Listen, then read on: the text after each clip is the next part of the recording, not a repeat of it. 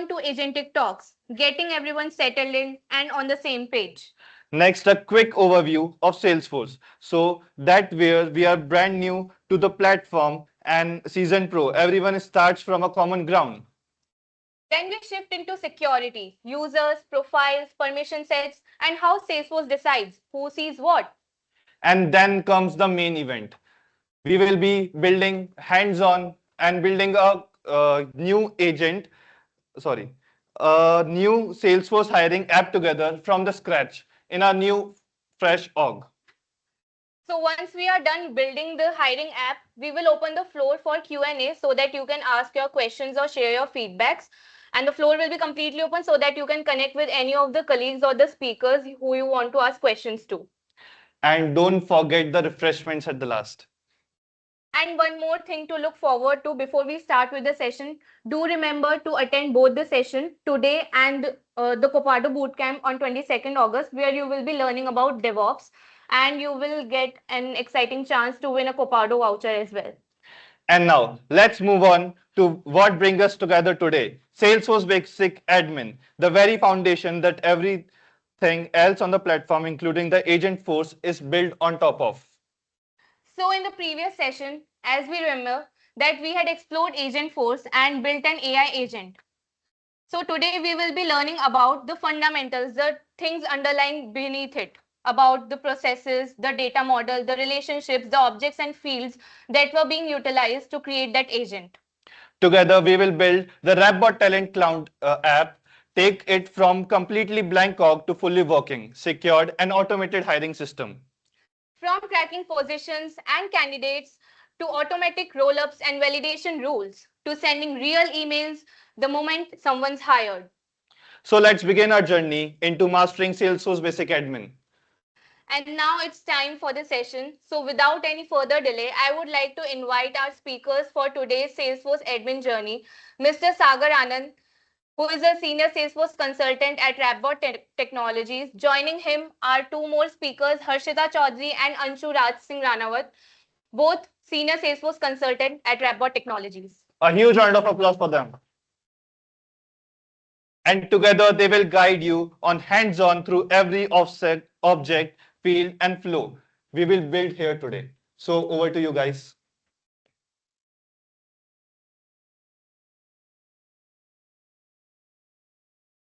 For inviting.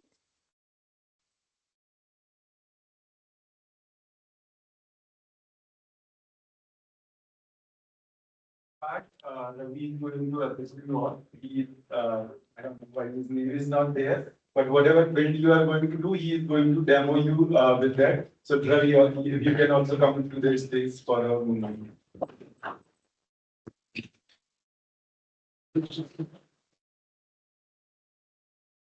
Okay, so let me introduce myself. So hello everyone, my name is Harshita Chaudhary and I'm working here as a Salesforce senior consultant. And good to have you all here and join with us. Hope you all enjoy the session.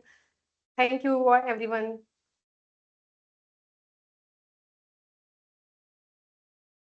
Hello everyone.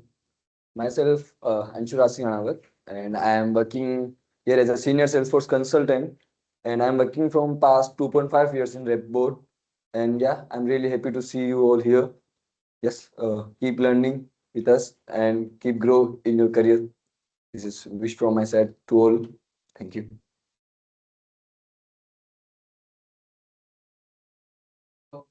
Hello everyone, and thank you so much for being here on a Saturday morning. It's really very difficult to wake up early on Saturday, so thank you so much. Really appreciate it. And my name is Sagar Anand, and I am a senior Salesforce consultant here at Rapbot Technology.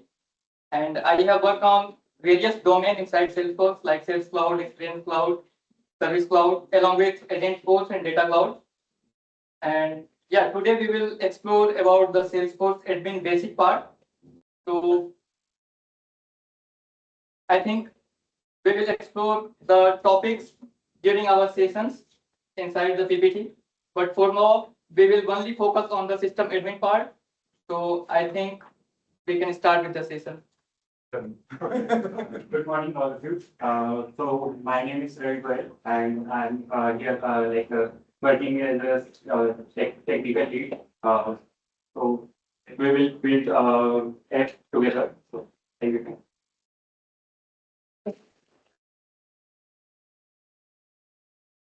So whenever you guys are speaking, make sure that mic is also good. Because I'm both good. Don't know. Initially only one. So just speak.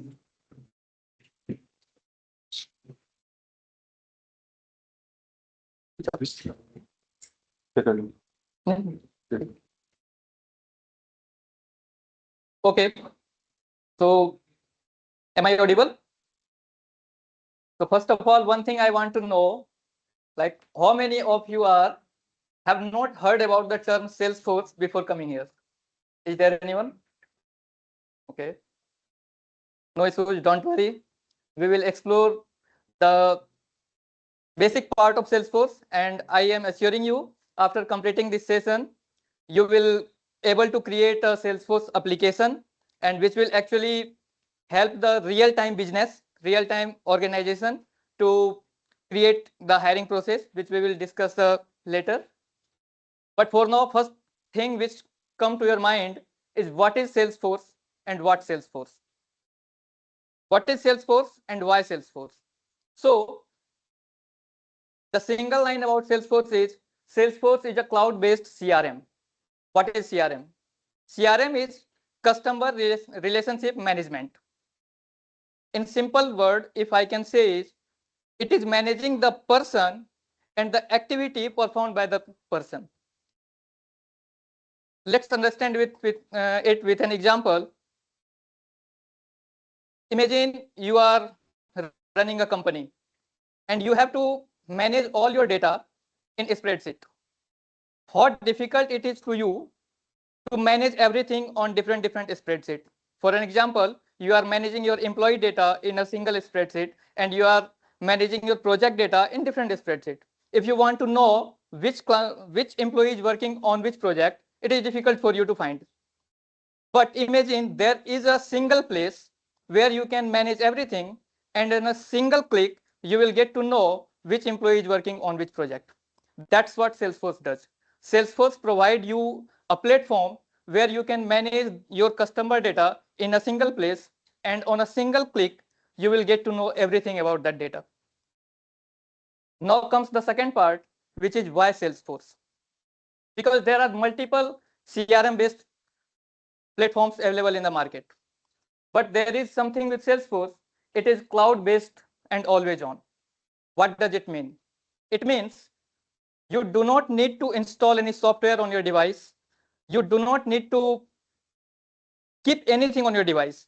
All you need is an internet connection and your org credential. And you will able to get log into your org and you can work on it from anywhere, like in your home, in your office, while traveling, anywhere. If you have an internet connection and your org credential, you can work on it. That's what cloud-based platform is. The second advantage is no code, low code power. But it doesn't mean you cannot write code in Salesforce. Basically, Salesforce has two parts. First one is admin part and second one is development part. But for this session, we will explain only about the admin part. So we will focus on it.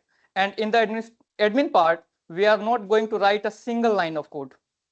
We will only do some configuration. We will utilize the drag and drop tool, and that's all. And the third reason why we choose Salesforce, because it is world's #1 CRM platform.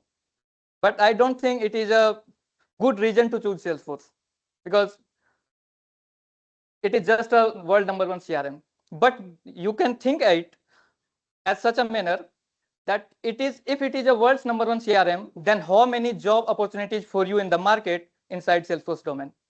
So that's why we can choose Salesforce.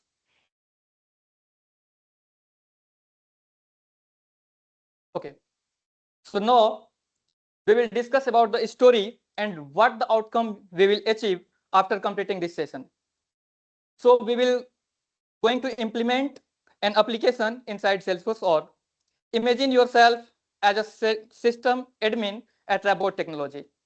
And Rabot Technology, you know, is a very fast growing company. And the hiring team is utilizing the spreadsheet for its hiring process. It is very difficult task to manage everything on a spreadsheet. So as a system admin, you get to assign the task to create the smooth procedure for the hiring. For that purpose, what you will do is you will create a Salesforce org, and inside that org, you will create few objects, few fields, and create the records. Right now, you will feel like what is objects, what is field. So we will explain it later in the slides. But right now, what I can say is you will going to create few objects, few fields, few formula fields, and apply validations. Validation is for preventing the user to input the bad data inside our organization. We will create real users inside that org, like who is going to utilize that. And after that, we will provide some permissions when needed. And we will create automation through Flow. Flow is nothing but a drag and drop tool. We will explore it about later. Now, this is the today's workshop roadmap, what we are going to follow. First of all, we will going to create org setup. We will going to create a new org from scratch. If someone has attended the previous session, don't worry, you can utilize your previous org. But if you do not have a Salesforce org, you can create a new org from scratch. We will go through that procedure as well. And after that, we will create few objects, few fields, and applications. We will create the relationship between those objects. We will create a roll-up summary. We will explore everything in detail in later slides. Roll-up summary is nothing but to know how many records have been created right now in the parent object. We will explore it. We will create some formula fields and apply validation. We will create real-time users inside our orgs, assign profiles to them. Then comes the most important part, which is data security. We will explore about data security, what it is and how we can apply it. After that, we will learn about the permission sets.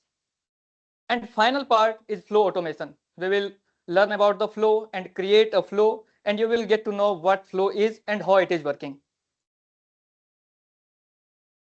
So now comes the first part, is hands-on.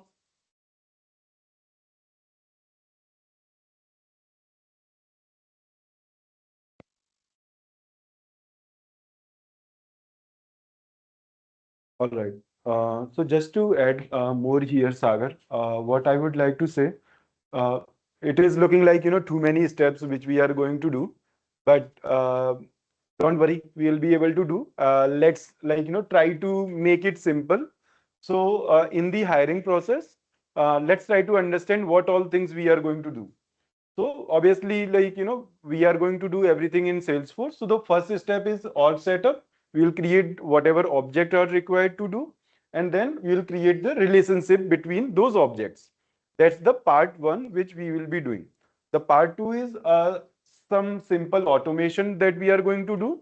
How many hiring application we have got, how many candidates we have got for one profile. So those kind of roll up summary and some formula field we are going to create as part of the application.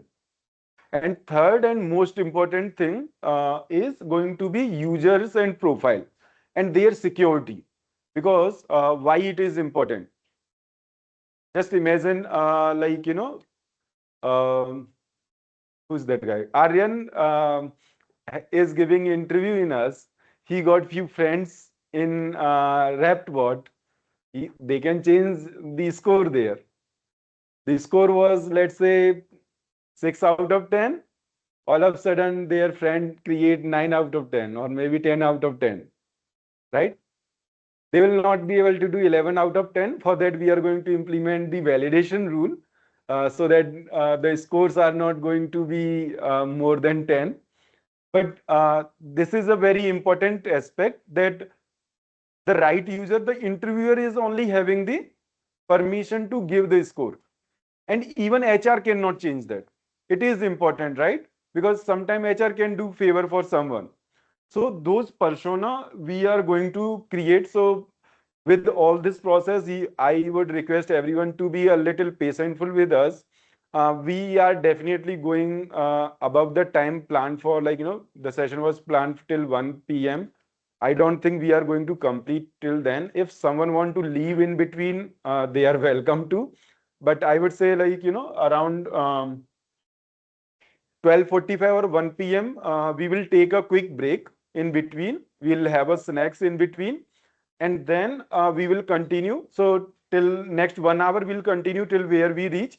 And after 1 hour, we will take some refreshment, and then we will try to complete this full part so that one end-to-end application is ready for you, which you can understand that, okay, the object fields are being created, interviewer is able to give the score, and then other user is not able to change that score. That is also important, because if you create any object, that was the difference between having a CRM versus a Google Sheet. In the Google Sheet, what it is going to be, right? Anybody can come and change the whatever they want, right? So that's where the Salesforce CRM part comes. So I hope you are able to understand what we are going to build, and we are going to build in 3 phases. One, org setup, object field, and relationship. Third one, a little automation, roll-up summary and formula field. Third, user profile, data security and permission set. And the last one, we are going to make it a little bit more advanced, that if you are selected, you got an email in your mobile that the hiring process has been completed. And so that automation we will try to build. All right. So that's the whole session is going to about. Any questions if before we move further, anyone want to ask?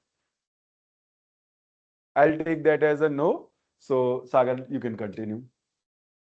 Anshu? Okay, so now the first part come, which is org setup. And from here, I am inviting Ansu, and he will guide you through how we can set up the org and the first part of this session. And let's meet again. So hello guys. You are able to see the workbook here. In workbook, So this workbook we will find, you need to go to agentictalks.ai. So Ravi, if you can go to agentictalks.ai, our website.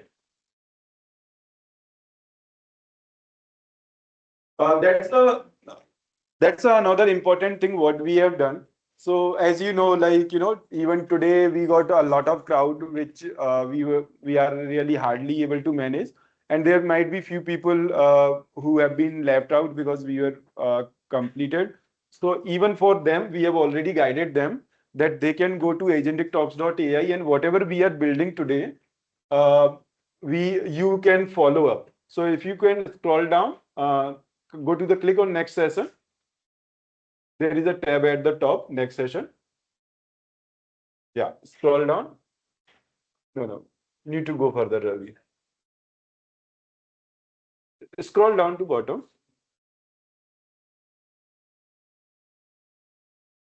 Just keep scrolling. A little bit up. Do I need to help you? Yeah, here. Here.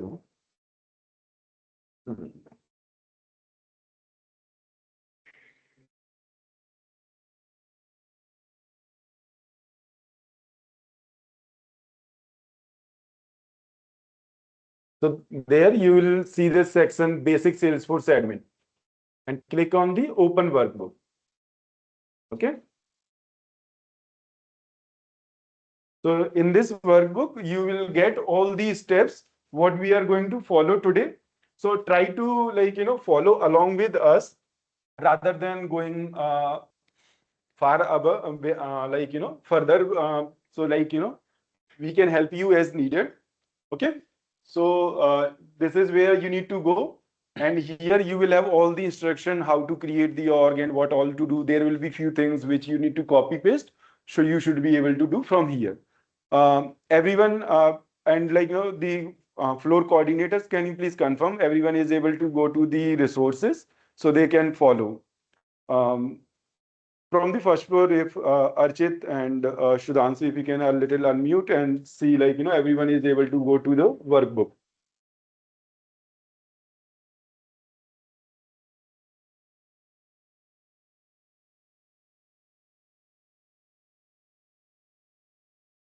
On first floor, we are good, sir.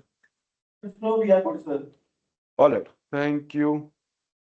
So let's get started. Ravi, you can start following. Yeah. So guys, here first we create a Salesforce org. Don't worry, it is free from Salesforce side. You can learn and build your learnings in the Salesforce org. You make mistakes, you learn a lot of things in the Salesforce org. First, please click on the link we have provided in the workbook.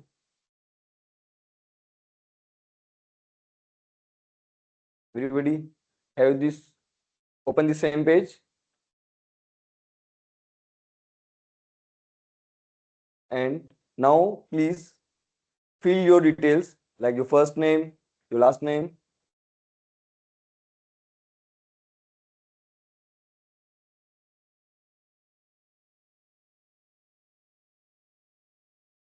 Everybody, and please volunteer, please confirm if any have any issue. So please coordinate with your volunteers.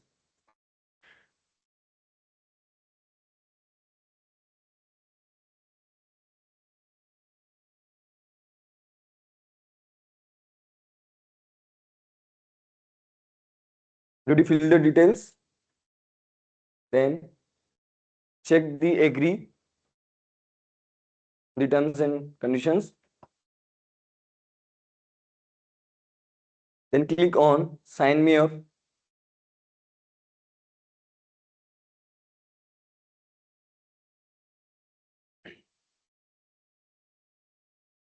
Now you received one email from Salesforce side for the reset password for your newly created org.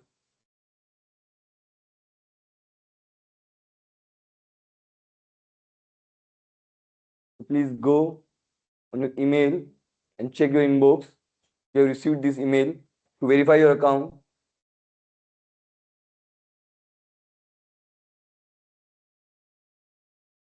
And if anybody joining the last session and if you have an org, so please use your credentials like your username and password and start working with us.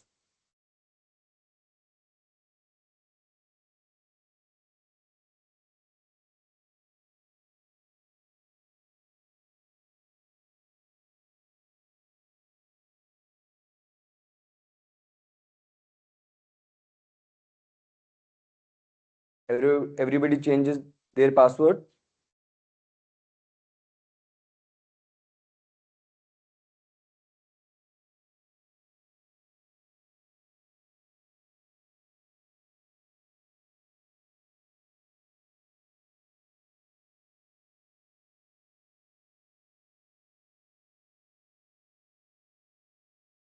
Everybody is done.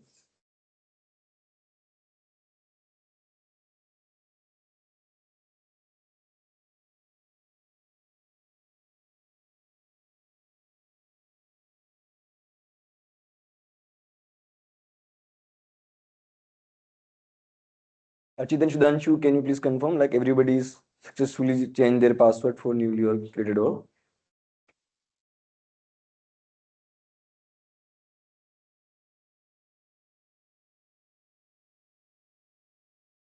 So everyone has created or separately. सबकी हो गई और बन गई? किसी का कुछ दिक्कत तो नहीं आ रही? सबकी हो गई? If anyone have faced any issues, please connect with your volunteers.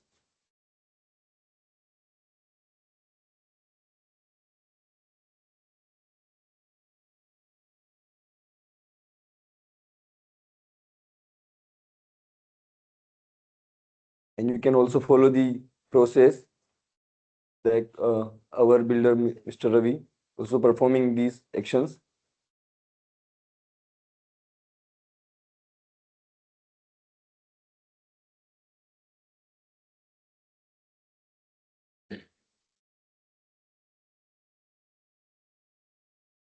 Yeah.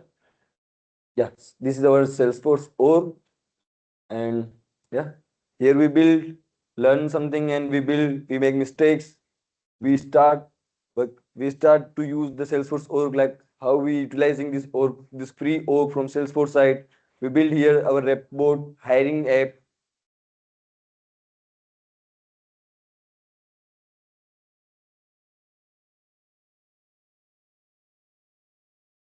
Is everybody On same page?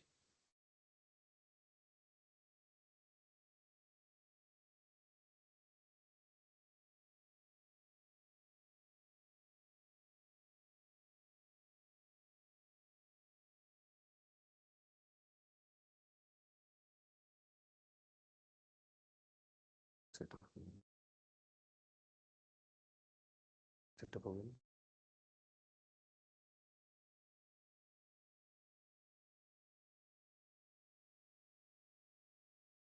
Okay, so now we create a new org.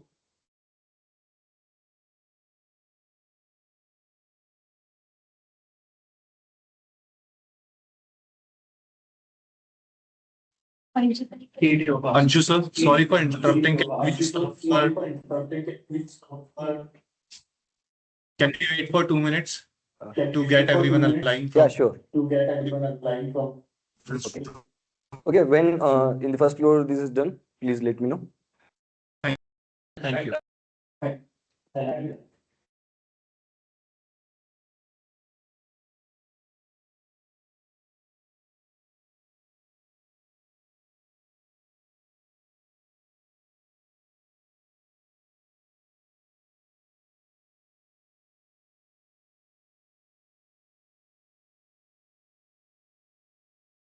Okay, sir, we can go ahead. Thank you. Okay.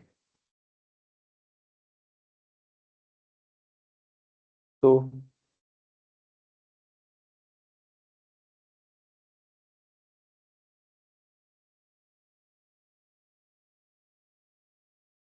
here is okay. So here we start learning the things in Salesforce. The first object, the second is field, and third is record. So like let's suppose if we are hiring for the candidates for our reputable organization. So first we prepare like one Excel. Let's assume if we are not using this application, the Salesforce hiring application before. So we are using Excel sheet. The Excel sheet where we put the data for candidates like, okay, this is applying for this particular position and related things.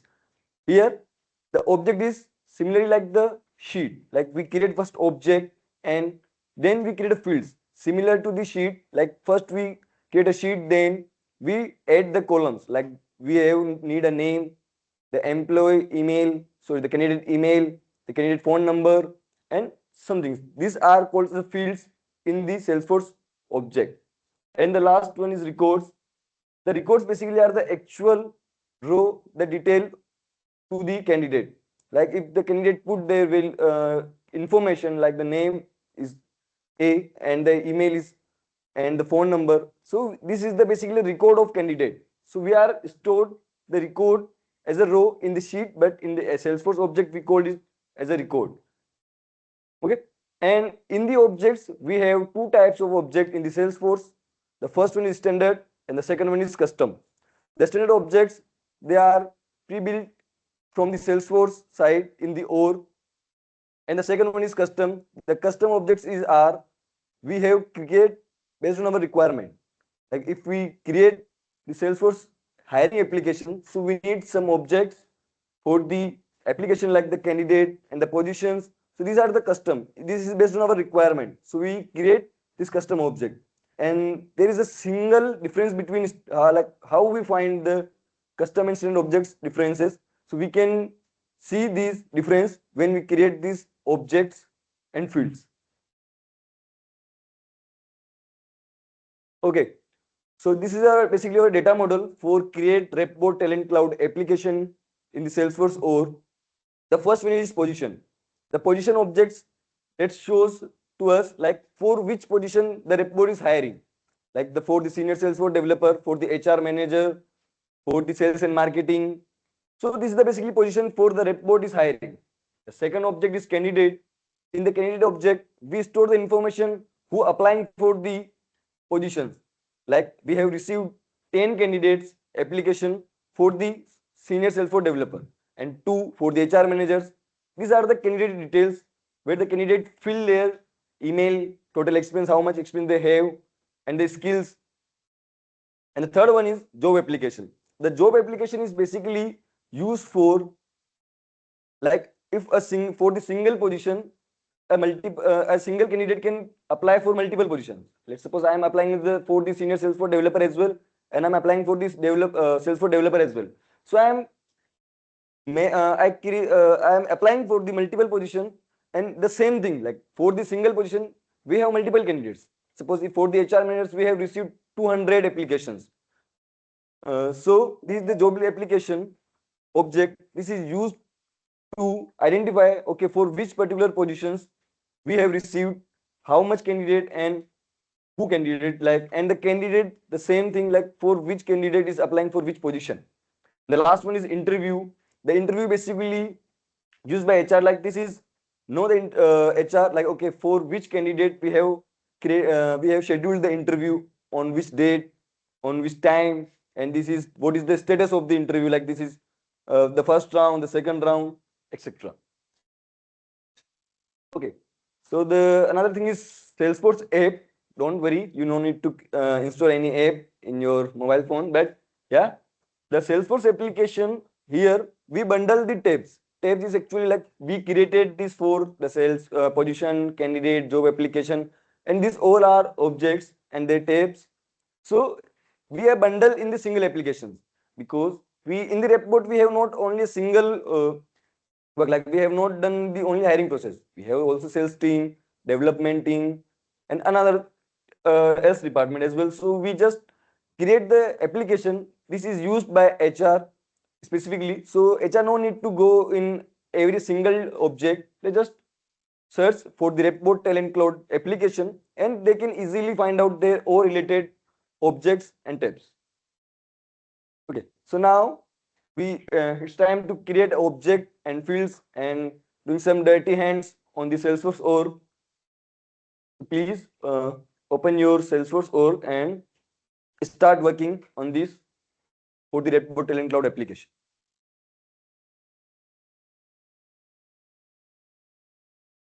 So in our workbook, we have easily defined like what you need to do. So first, please click on the gear icon in the right side.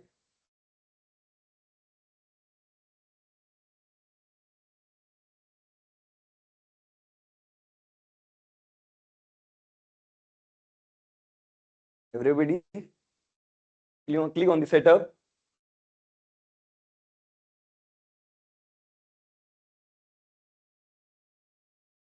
And go on object manager. Left hand side, yes. Okay, so basically you see some objects are already created in the Salesforce org.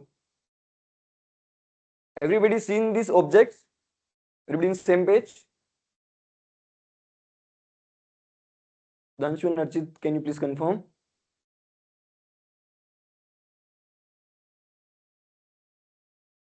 Yes, sir. We are. Yes, sir. Yes, sir. Sure.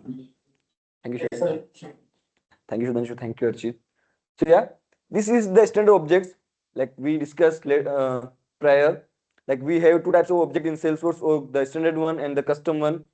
So the standard, these are pre-built in the Salesforce org, and the custom we are create based on our requirement. Okay.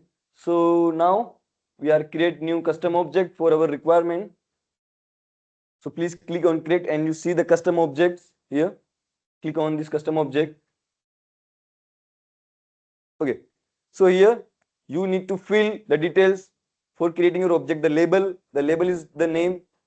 For the human, they can easily see and know like what is the purpose of this object, and the object name basically this is auto populated, and when you create the object, we found in the API name with the __ c. When we create a custom object, so we can easily find out, okay, if we found the __ c in the end name, in the end of name, so it is a custom object.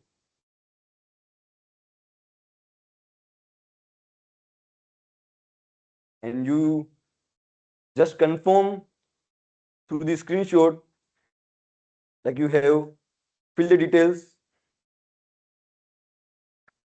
correct. The plural label just for the plural particular name for the object. Like we have put the position and the positions because we have multiple records in the object. The object name is pre-populated, and when we create this successfully the object, then we find the underscore C. Basically, this is the unique name which is used by the system, the Salesforce core.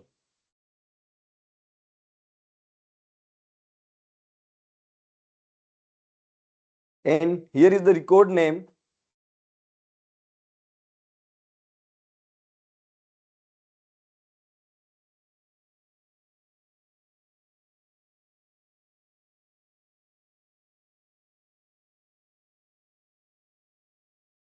Everybody fill the details.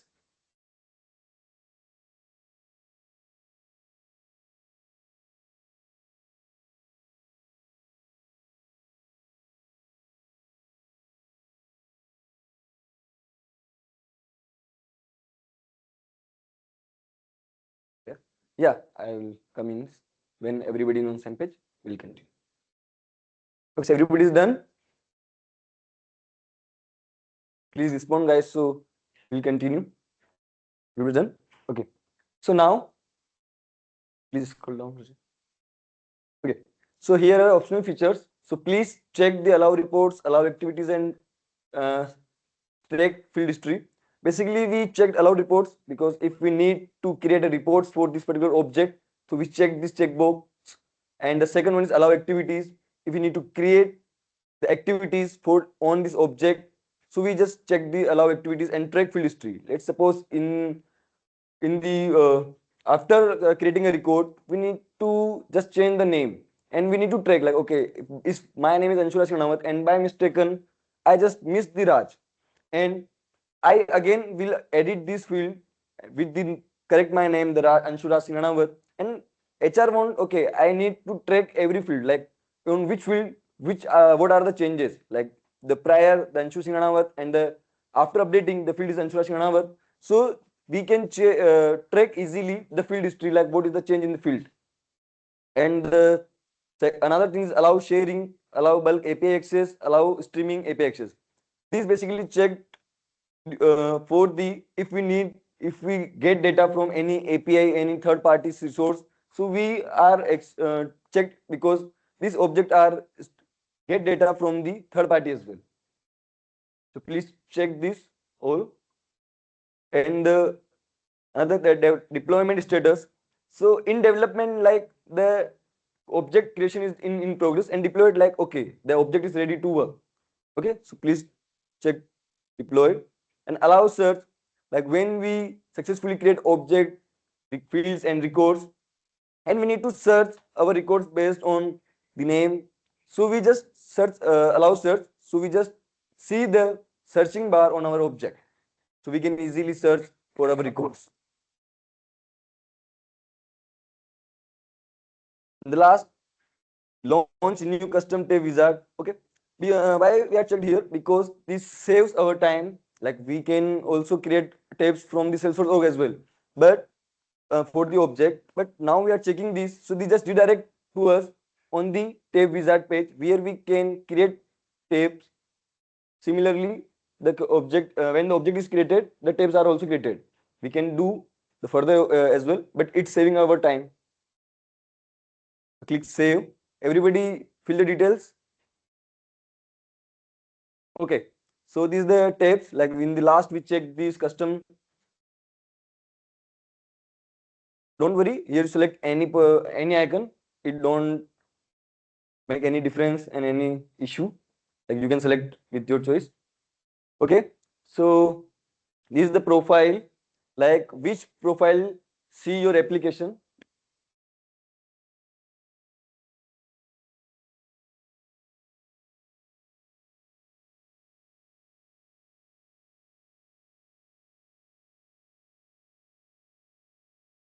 Positive object and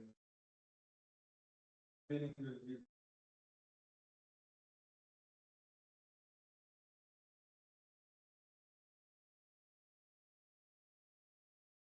So everybody select icon on the tab. Click save.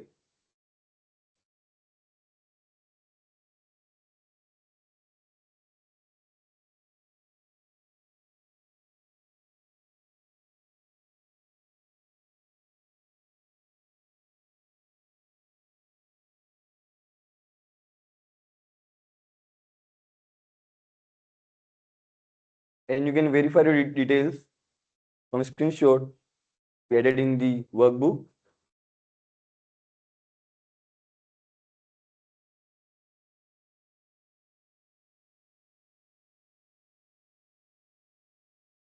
Okay.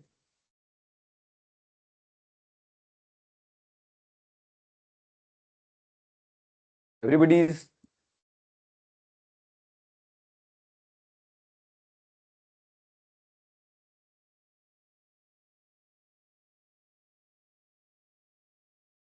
okay. So this is your profiles, like which profile are seen your object. So we have discussed later in this session for the profiles and permission set. So please now, for the now, just make as a default and click save.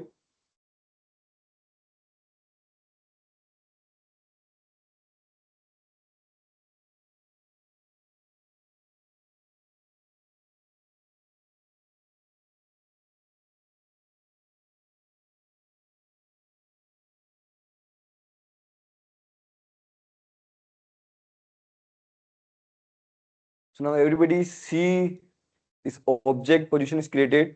Everybody's seen this position object on your org, or anyone if some facing issue. So please connect with the volunteer, and if anyone have any doubt, please.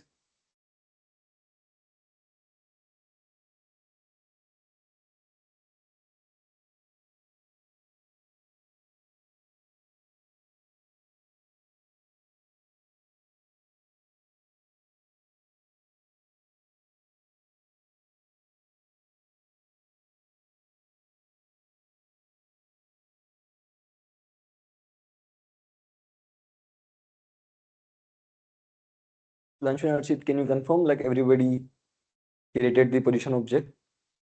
The scene this Yes, screen. everyone has created position object. Thank you, Lanshu. Yes, Anshu, here also everyone is created. Thank you. Archit. Great. Thank you for confirming, Archit. Just to add thoughts from my side, what is the object? It's just a table that there we are going to have some columns. Those columns are fields that we are going to create. And what is we can have a different type of fields. We can have number type of in number also can be multiple, like integer, double, where you can have with decimal and how long it need to be. Then we'll have other type of fields called text field, email field, phone number field. So those are going to be column.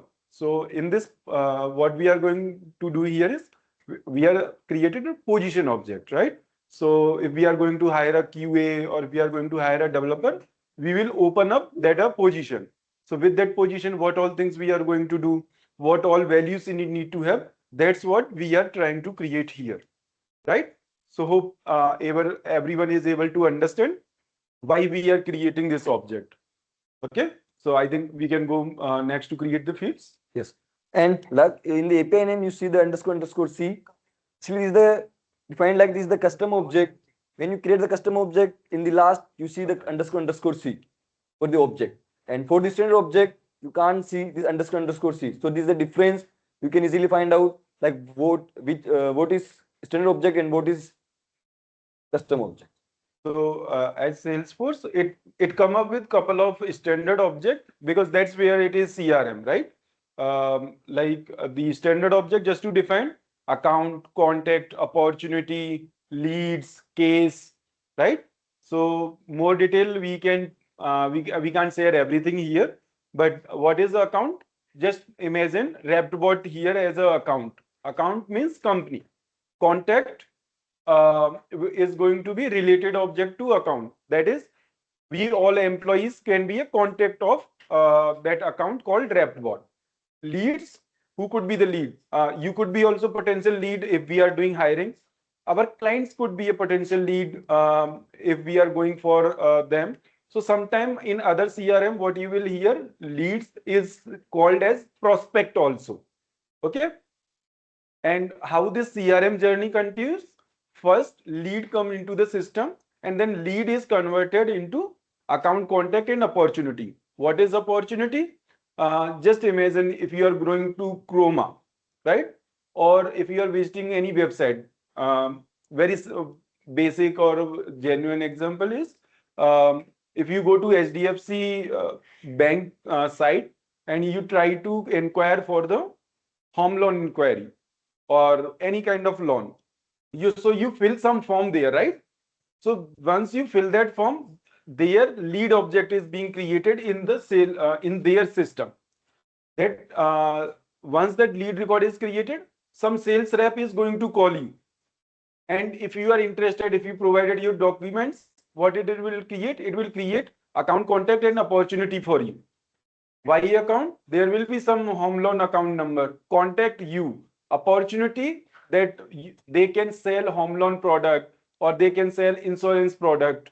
So under opportunity, they are going to be some products associated with that.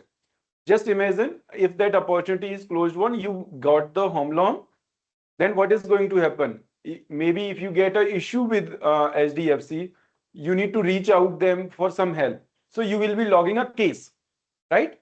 So that is the whole journey of CRM, customer relationship management. That's how customer relationship management is coming as part of this. And when whatever standard object are not able to fulfill the requirement, that's where we create the custom objects. So CRM was meant for a different purpose, but in RepWord right now, what is our requirement is to hire the people. If it is a requirement to hire the people, so creating job, because Salesforce is not Naukri.com, right? Where we could have those things, but we do not want to use multiple systems. So we are creating our custom object. We can create our custom applications. So that's the power of Salesforce, right? So what we are showing you here, not the standard part, we are showing you the custom part. So the position object has been created in all of your system by now, right? Okay, please continue.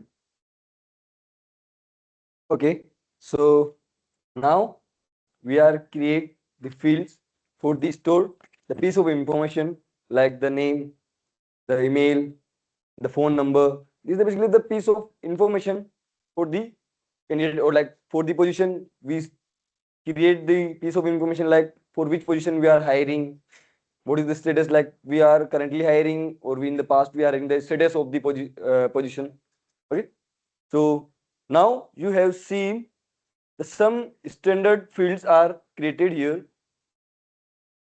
Yes, so the same things are going here, like in the standard fields you are not seeing these underscore c, but when you create a custom field according to your requirement, so in these fields you are also seeing the underscore c at the end. So these are the custom field. So these are the standard fields the Salesforce create for you, like the created by, like who created your record, the last modifier who last modified your record, and the owner who's the owner of your record, and the position title we have created when we configure the object label and the name, in the under we configure this position title as. Okay, so now please click new for create a new field.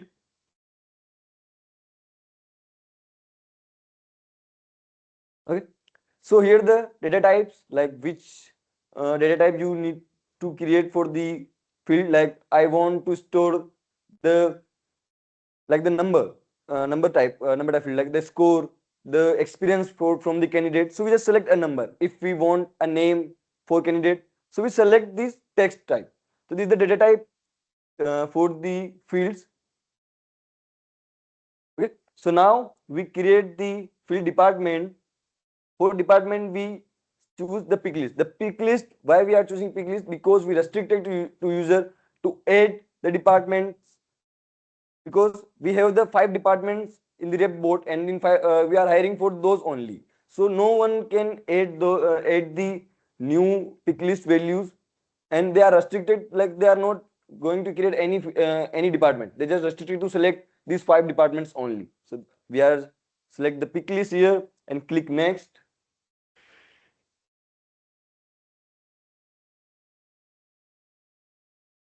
Okay, so here we fill the details, like what is the label of field, the department, and then enter values with each value separated by the new line. You can copy and paste from our workbook.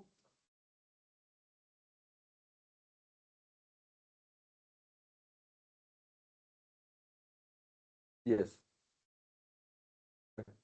Please make sure you have no space on left for the values.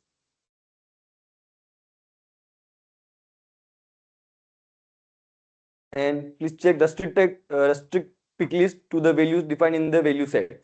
Like only these are the departments we have in our rep board, so no one can add the new department.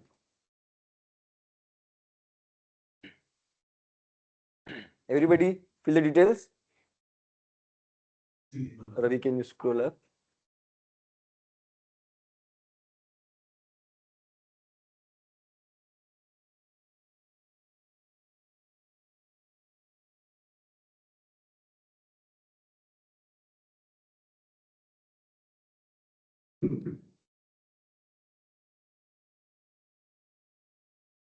Everybody is done?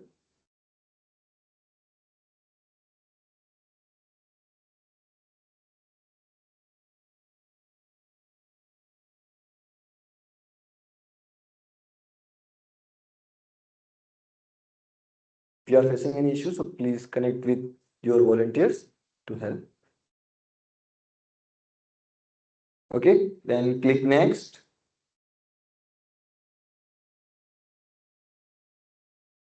Okay, so here the thing like which profile can see this particular field. So we have already discussed, like we are discussing the this topic like the permissions profiles in our later part for this session. So now don't do anything, let's just make as a default and click next. And this is your page layout here. This is also discussing in our upcoming part for the session. So now make it as a default and click save. Okay. So now we created a successfully a new field department on the position object, and in the field name, this is basically API name. You can see the underscore C at the end because we are created this as a custom field. Everybody see the department field on their position object.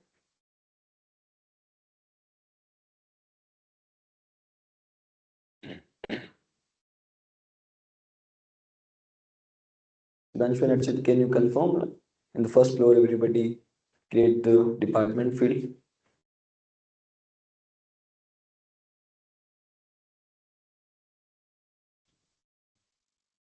Yes, Anshu sir, we are on the same page. Yes, Anshu sir, we are on the same page. Thank you, Danshu. And so we are as well. Anshu, we are as well. Thank you, Archit.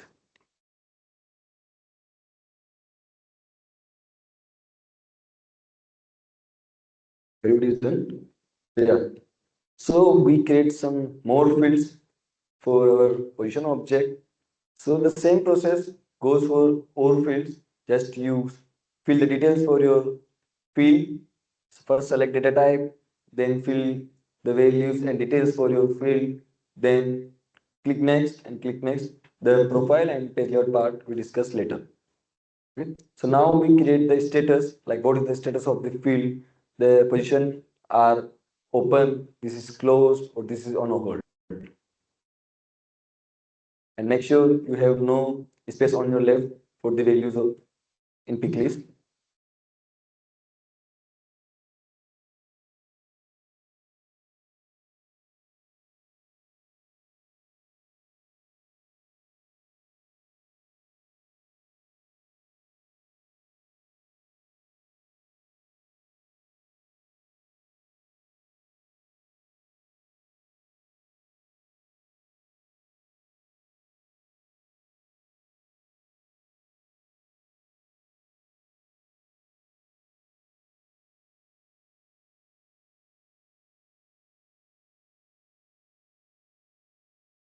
Please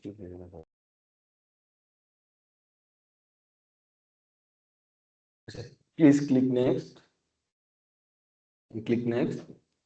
And now please click save in new. So we are again come on the creation of new field. Like we are not go again and click new. We directly direct to the data type for the creating a new field. And we are creating new field, the minimum salary, like what is the minimum salary we decide for those particular position.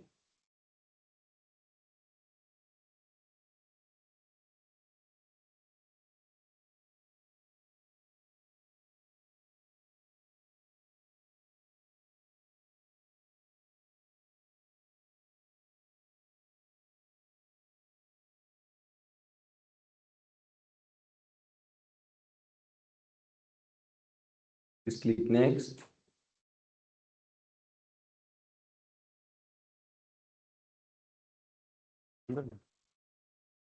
कम कर दो.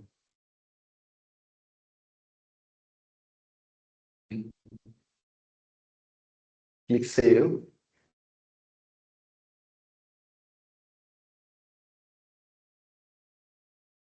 Step 1.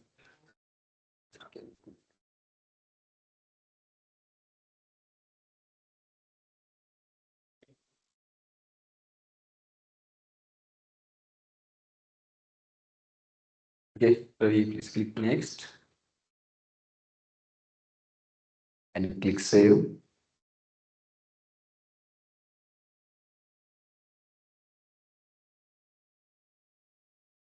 Okay, so now everybody, please confirm you have created these 4 fields. The first one is department, the second one is minimum salary, the third one is position title, and the last status. So please, everybody make sure you have created these 4 fields on the position object.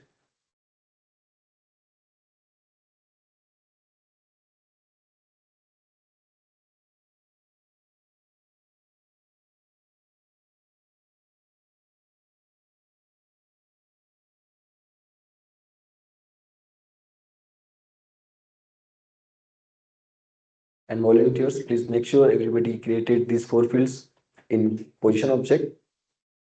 And if anyone have any issue, please coordinate.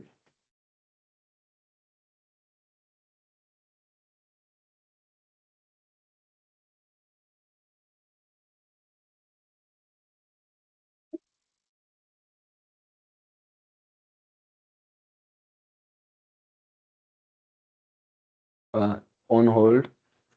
हमने उसमें workbook के अंदर sir values दे रखी है यहाँ पे.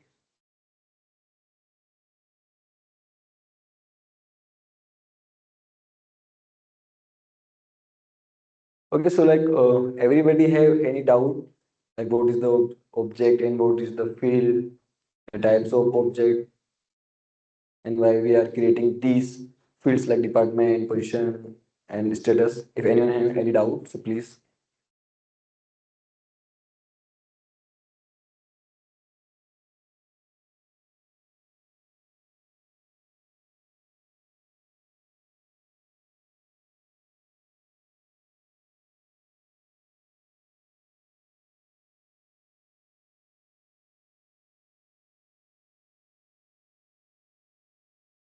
Shubhanshu Narjit, can you confirm like the all students have the 4 fields in their position object? Yes, Anshu, everyone is aligned here Yes, I'm on sure a everyone is aligned here on. Okay, thank you, Mitali.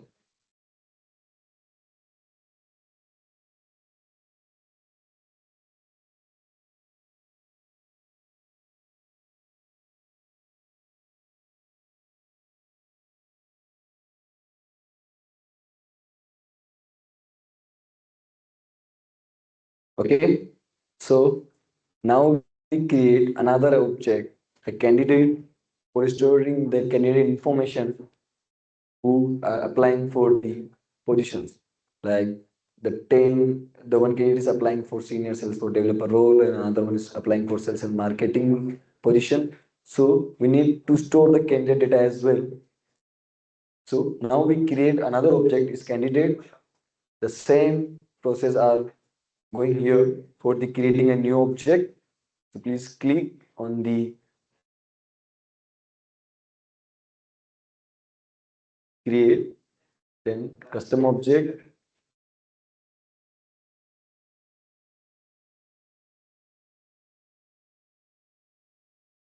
and in label, fill the candidate. You can copy and paste values from the workbook, so it is easy for you.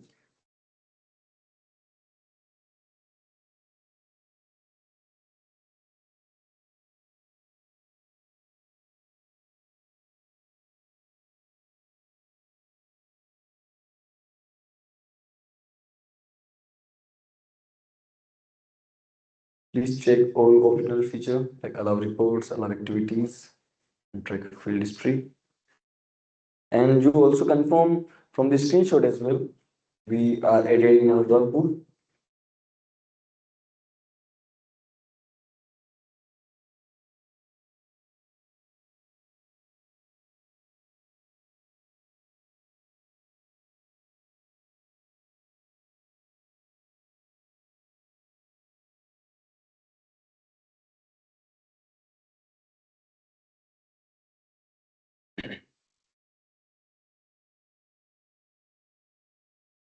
Click save.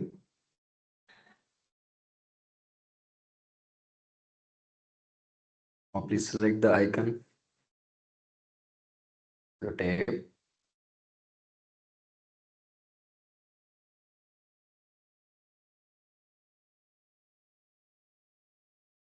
Make profile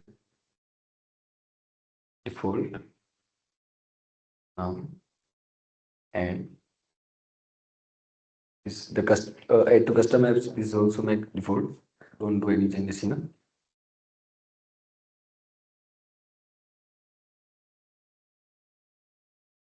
Click save.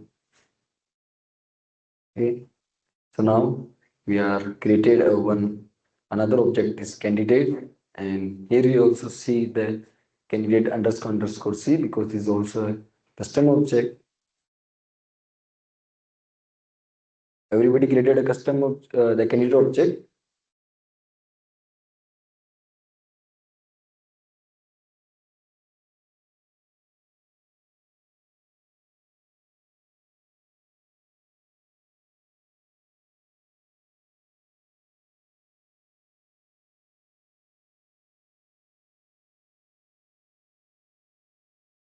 Respective volunteers, please make sure we all are on the same page.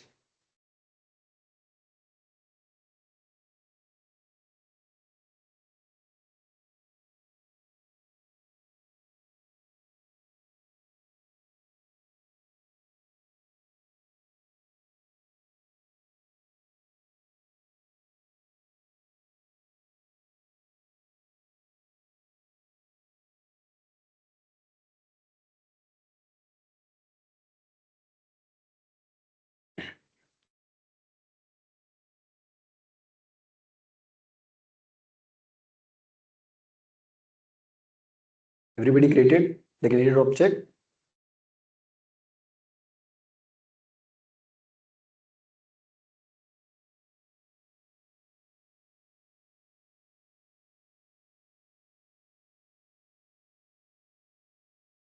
Okay, so now we are creating a fields for candidate object.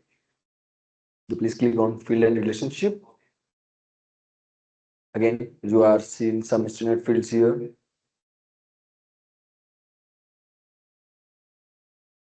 Okay, so please click new to create a new field on candidate object. So first we select a data type, the type email, because we are storing the email address for the candidate.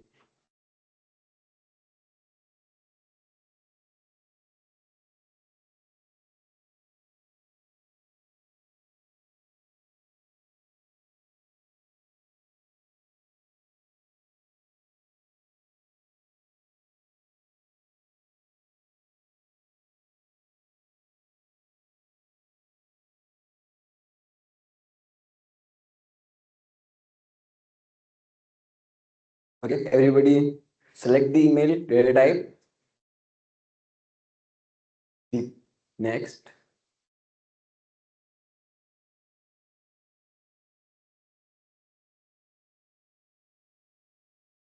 Now, fill the value on field label, the candidate email. You can copy and paste from the workbook. The field name is auto-populated.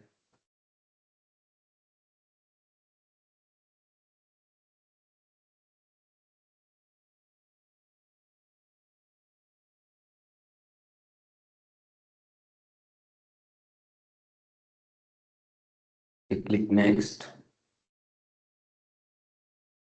and keep the field level security default. Click next.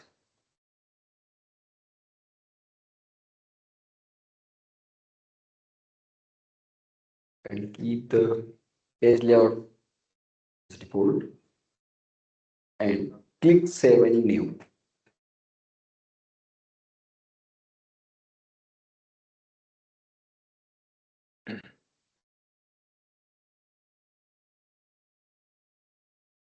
Okay, so now next field is total experience. The candidate have how much experience?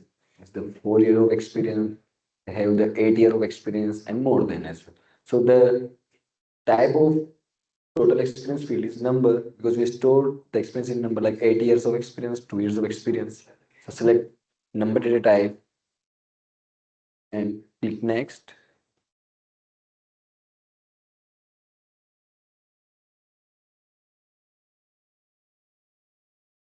And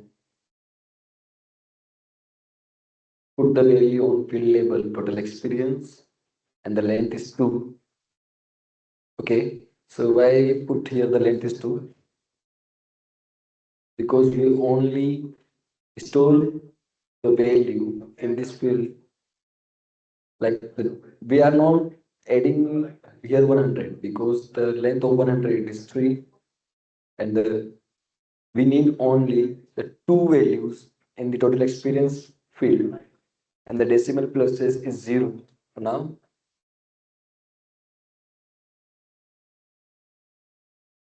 And click next.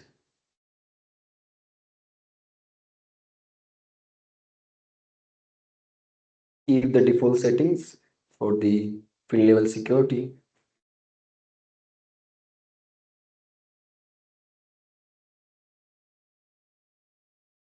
And keep the default setting for the page layout as well.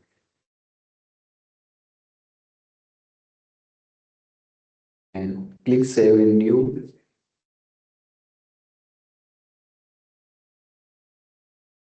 Now we are creating another field is skills. Like we're storing the skills like candidate have, which is like the candidate have expertise in Salesforce, and additionally they have also Copilot experience as well, and they have the marketing skills as well, so they can add in their skills. So we select the text area because candidate have multiple skills as well. Click next. Put the value skills in field label.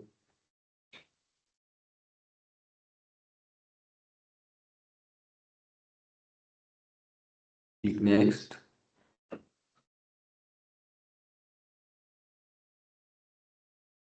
Keep the default setting for the field level and keep default setting for the page levels and click save.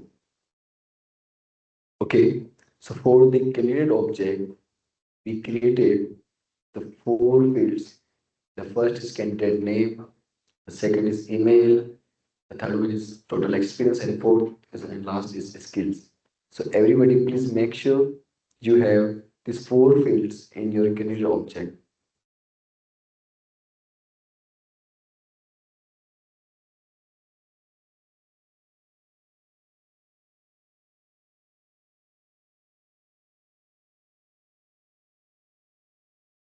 First floor volunteers, can you confirm everybody have these 4 fields on this on the candidate object?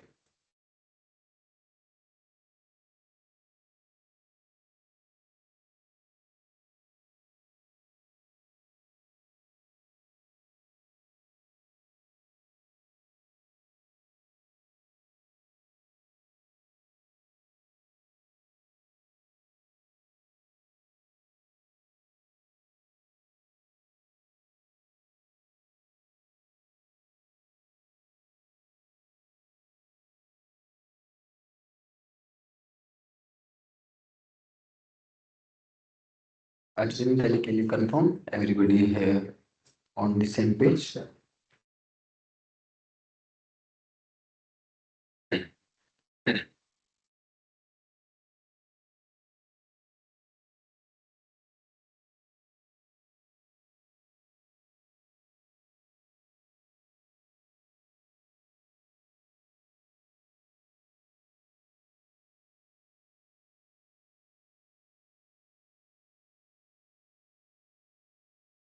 Anshu, just allow 2 minutes, like few Anshu, just people allow still two left behind. minutes, like few people still behind. Sure, will tell you. यहाँ पे सब aligned है, सब साथ में चलेगा, किसी को भी डाउट हो तो पूछ सकता है।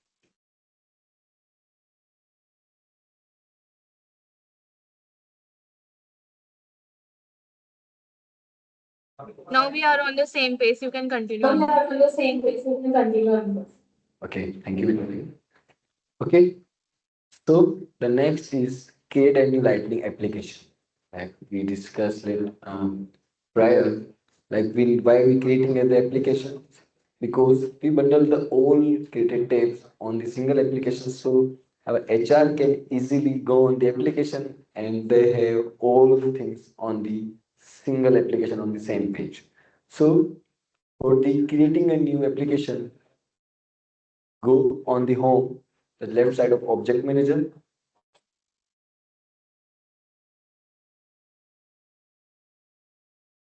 and search App Manager.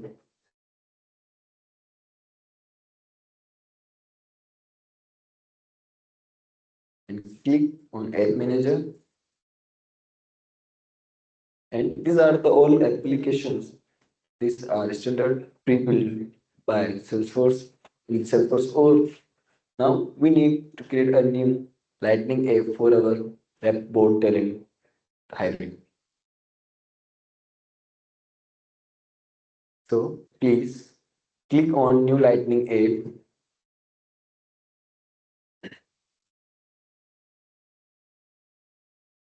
Here you can fill the details for your application like the application name. Please copy and paste the report and cloud from the workbook. And developer name is auto-populated. And please add the description like application for managing positions and candidates.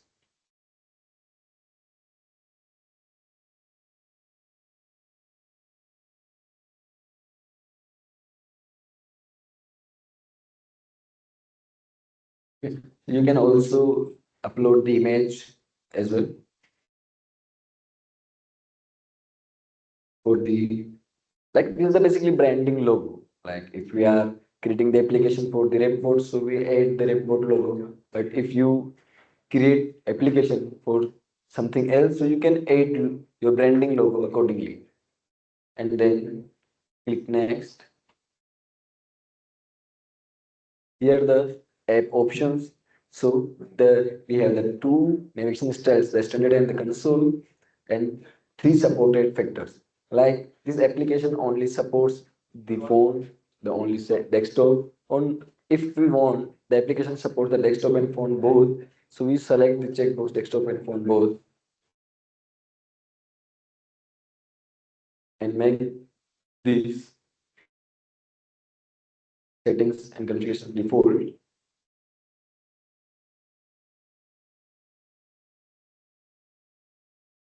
And you can confirm the from the screenshots we have added in our workbook.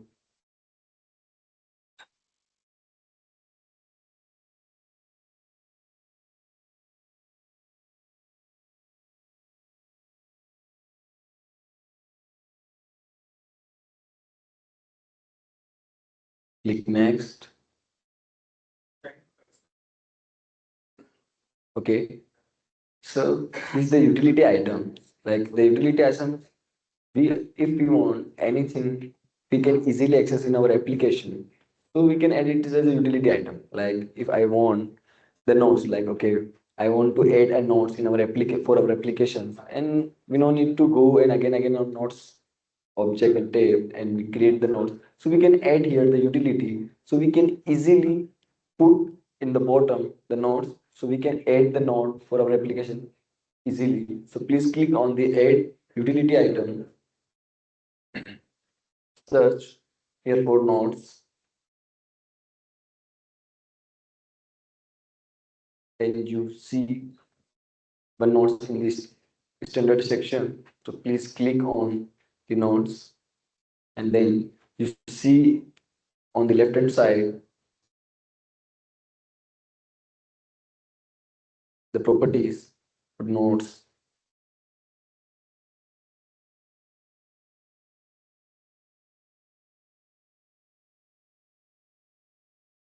Give the default setting for the utility item. Click next.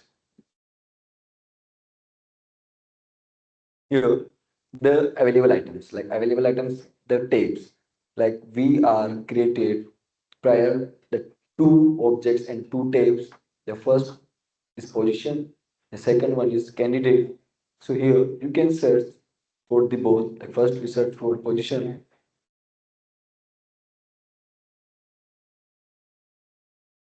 Okay, so now you see the position tab on your available items.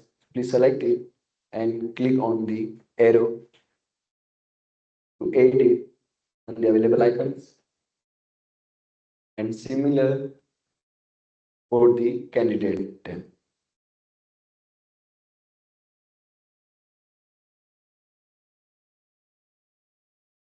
So now these both tabs are attached on your Report Talent Cloud application.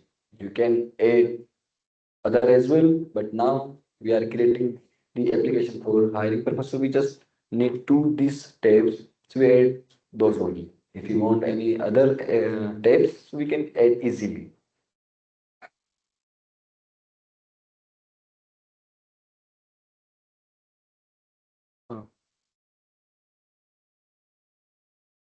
Are you searching on available items? Okay.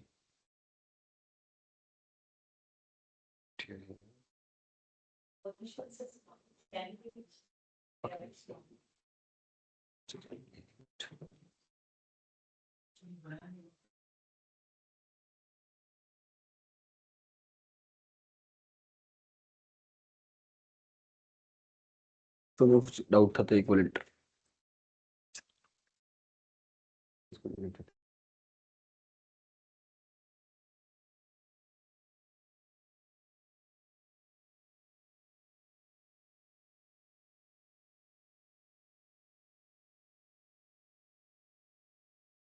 Okay, so click next. Okay, so this is the profiles, like which profile can see your application. So now we are adding only 3 profiles. You can scroll down and see the standard platform user, standard user, and system admin data. So now we need only these 3 profiles. If you need more, so you can add easily, and you can update these applications further as well. So these are basically like which profiles are like, if we creating this application for the report HR team, so we can create a new profile for the HR, and we can add this HR profile here as well, so that all HR management team, the part of management team, so they can easily access this application. And in the available items, you can see we are added 3 profiles.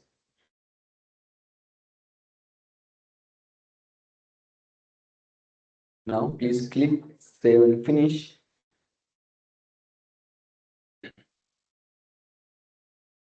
Wow, you are creating one application for the report hiring, the report talent cloud, and you can search on the right corner on the night dots. This is the app launcher. Here you can search for the report talent cloud, and you see the application, the report talent cloud.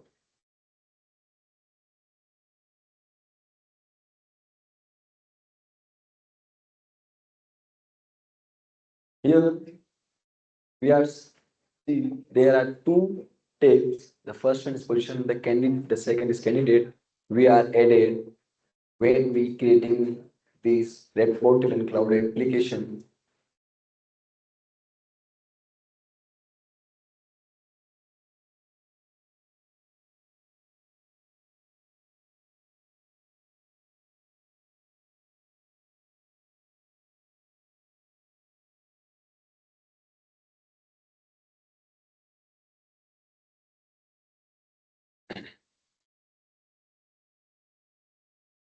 Everybody created a application successfully on first floor. Volunteer, please confirm.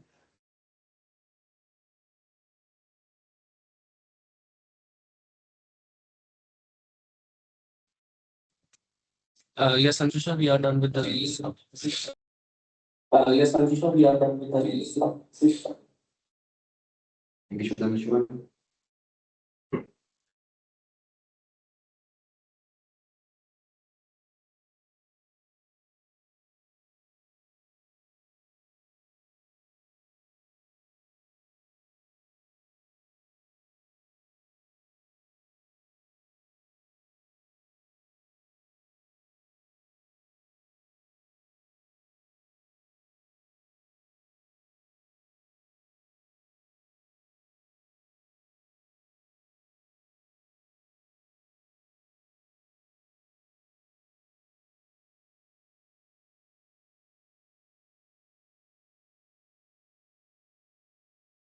Okay, so now it's time for a quiz. Are you excited for some quiz? What you are learned till now?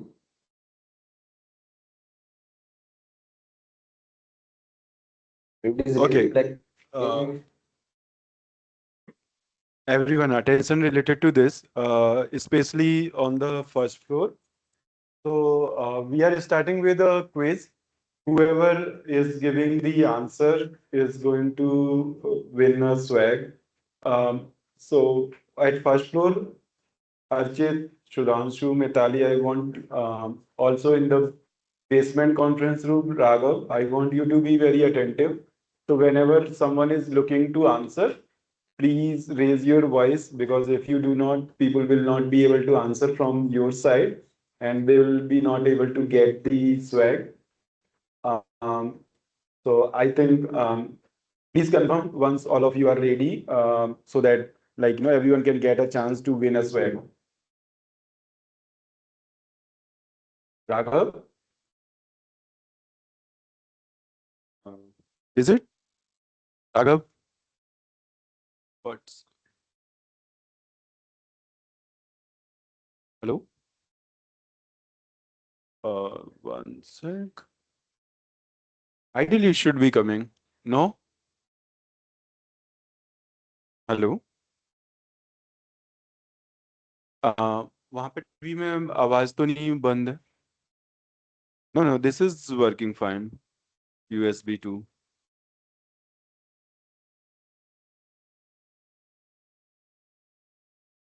Hello hello, Raghu, are you listening me? Hello.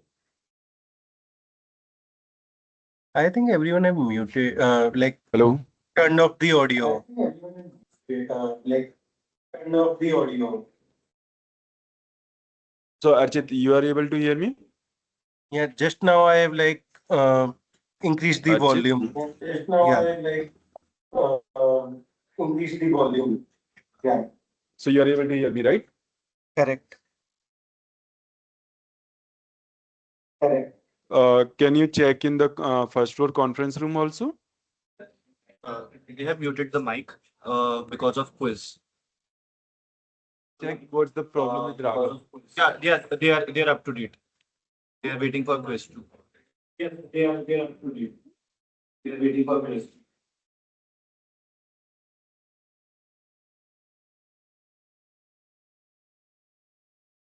Dansu, can you check if their speaker is on? Do.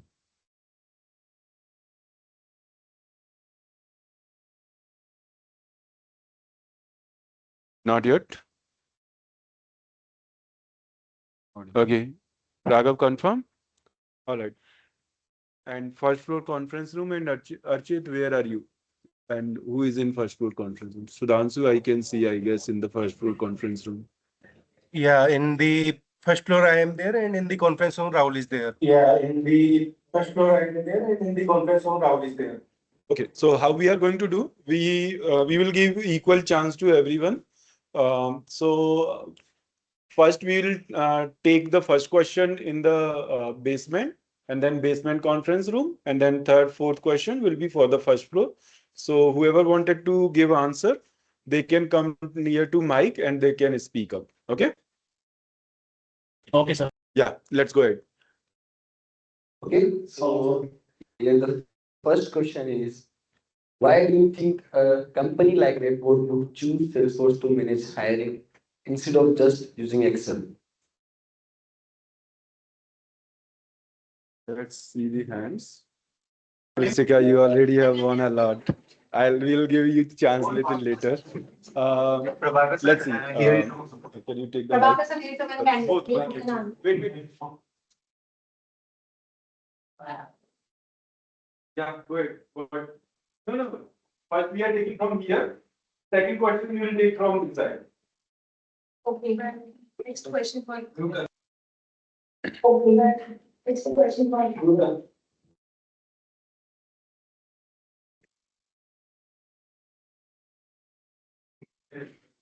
Sir, in case of Excel, the manual work would be more, but when we will use Salesforce, our work will be automated, making the hiring process easier and allowing HRs to focus more on the interviews and questioning part rather than shortlisting. The software will do that part. Okay. Let's see. Can come quickly. Let's see who can give the best answer. The answer is correct. Okay. Let's see if we can get more on that. The main change is automation, and the Salesforce provides the automation to the user, and it is easy to operate and execute in perspective of the user. Okay. Let's hear more. Anyone else?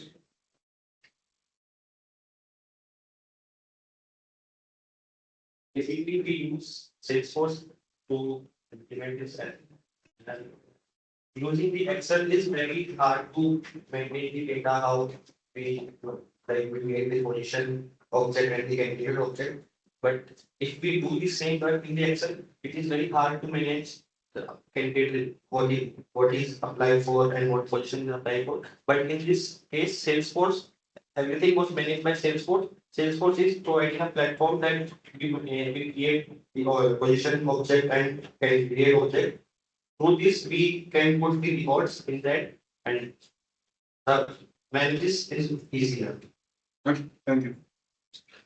Let's get the answer from Ansu, then we will decide who's the winner. Okay. The Salesforce automates the hiring process, store all calculated data in one place, and enable better collaboration and reporting where Excel is manual and harder to manage the hiring growth. I think we got already the answer now. We will try in the next. I think the first person answered it much smoother. And since he answered the first, so we'll give this to him. What was your name? Kamlesh, congratulations. Let's go to the next question. So, what are the key differences between standard and custom objects? The ground floor. So, yeah. We are taking you. Go ahead. What is the key difference between standard and custom objects? Huh? They can come here. Send them. I can come here.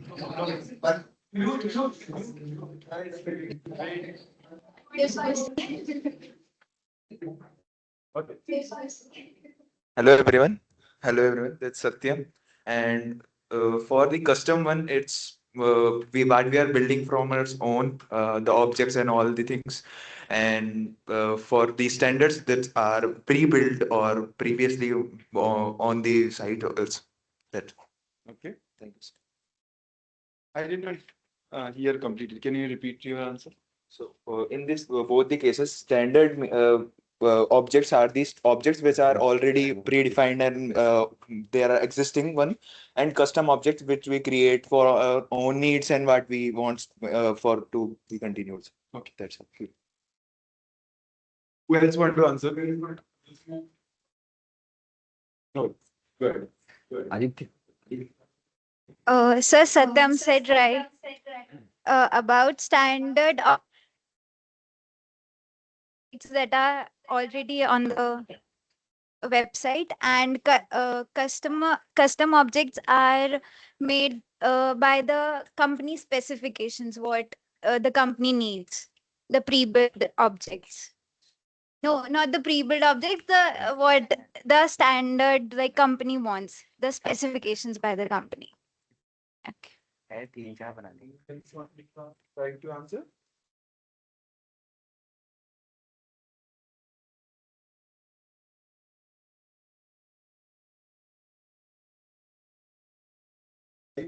For the custom one, we use /c at the end, so it is underscore. Sorry, not slash, not slash. It's underscore.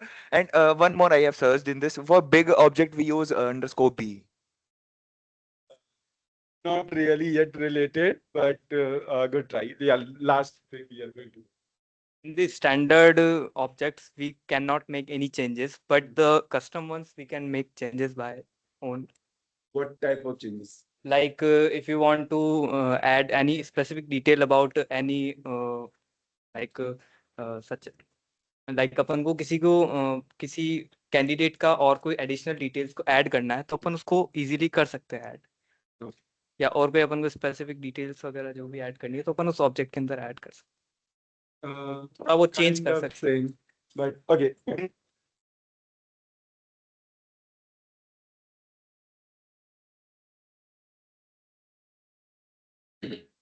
My endpoint. No, we are not taking the answer. We are.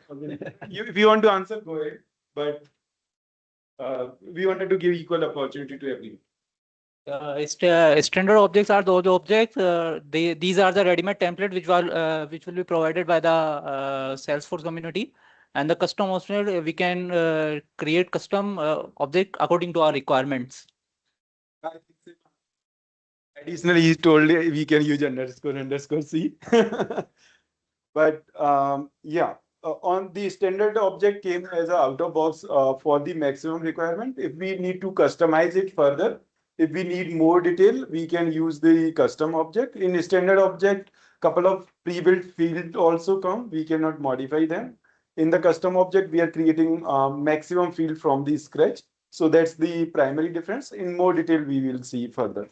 So congratulations. What was his name? Satyam. Congratulations. You want to reveal the answer from your side? Okay, so the same. I think it is pretty much same. Salesforce for common needs, custom object and create yourself. Perfect.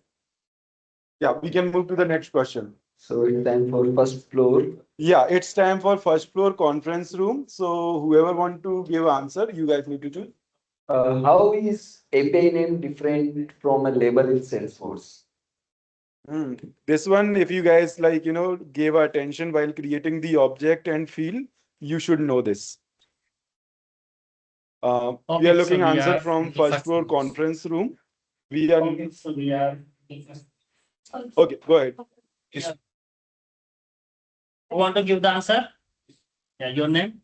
Mohit. Mohit, yeah. So sure, you can come in and you can give the answer. Yeah. So sure, you can come in and you can give the answer. In the API name, we have underscore c at the custom objects, and the label names are the ones we had to enter while creating the objects. Are the ones we had to enter while creating the objects. And the There is a API names are little not break. I do not understand it completely, but what I hear is.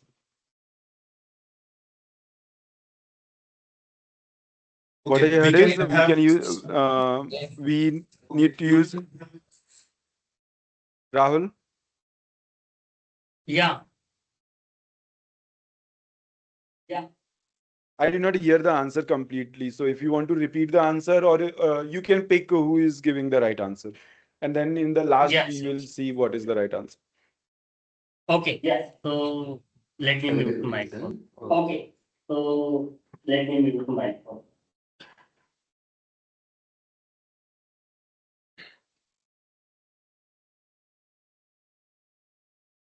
Are you guys giving more answer? Okay, so label is different from API because label is different from API. There is a space between function and title. We talk about API name. It will be underscore word, and if you name, then it will be underscore C, and if the backend suppose to get some data from the database, or if we want to import some import of database, or if we want to import of API names. So for the better backend support, API to use and labels. Things and what's the meaning of using the API? And what's the meaning of using the API? Salesforce. Other than this, other than this,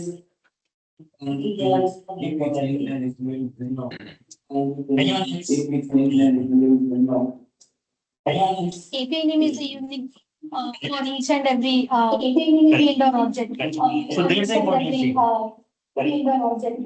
So there is a important thing. Are you clear, Prabhakar sir, on this? There is a breaking, sir. On this? There is a breakage. I'm not able to understand. But whatever answer the last girl gave was looking correct because from the API prospect underscore C and how to query, I was able to understand at high level. But you can make your decision who's the winner from there. Let's reveal the answer from our side. Okay.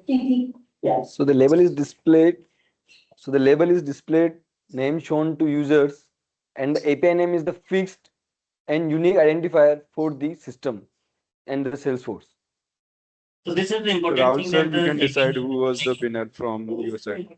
yeah. So Preeti is the winner from our side.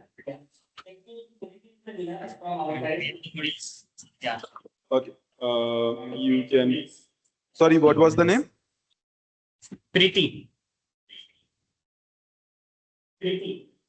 Okay. Congratulations, Preeti. You can give the goodies you would have, sir. Let's go to the next question. Okay. So the last question is, what is the difference between an object and a tab in Salesforce? Over to you, Archit, in your floor, whoever want to give answer. What is the difference between an object and a tab in Salesforce?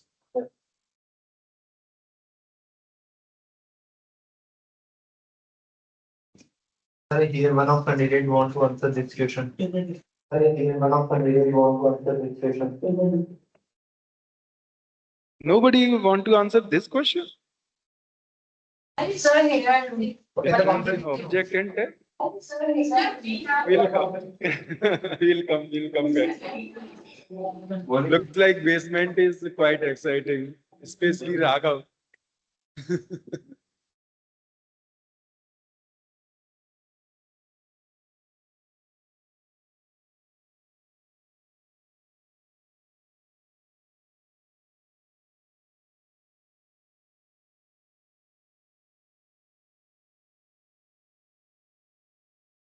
Should I take the answer from somewhere else then? Or is there an audio issue? Can someone confirm? Okay, let's hear out the answer from Raghav's side for a moment. No, You can unmute Prabhakar? from there only. Unmute from there only. Yeah, go ahead. Like there is some connectivity issue here, so I am taking the answers from this laptop itself. So I am taking the answers from this laptop itself. Okay, go ahead. Take the answer from the laptop, and we are taking the answer in a way offline here, and then you can tell who was the winner at your side. Okay.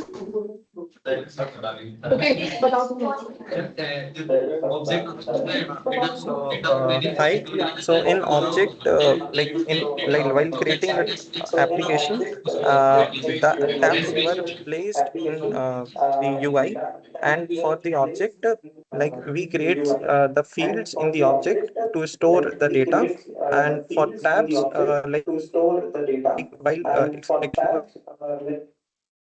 so the apps.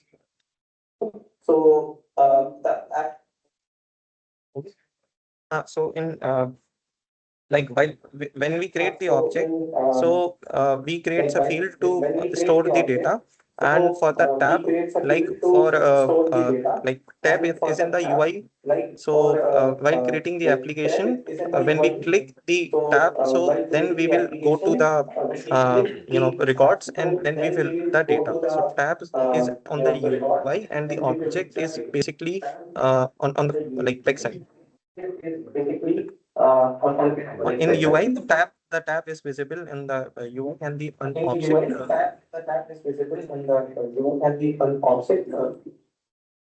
Prabhakar, there is a very echo in the voice, so I am taking them these answers offline. Echo in the voice, so I am taking them these answers offline.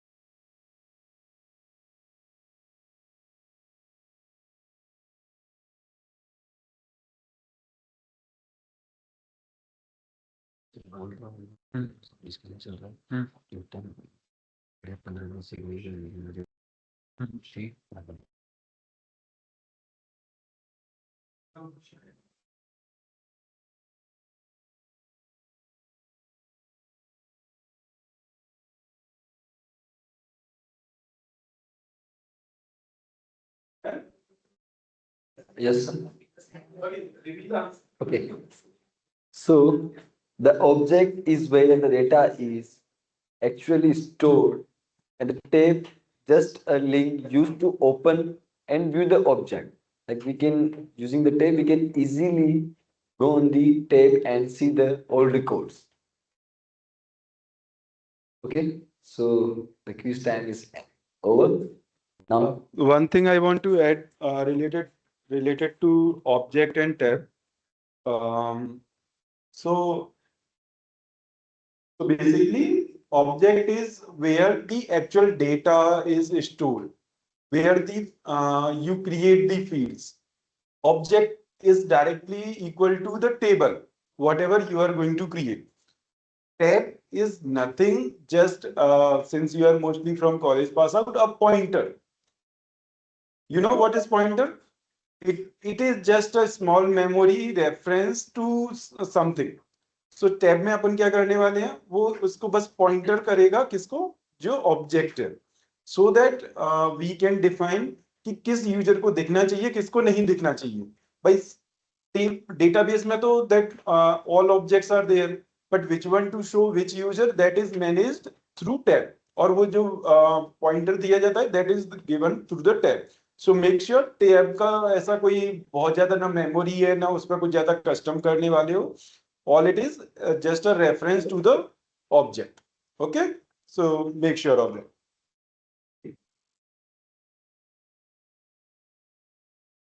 okay. So now we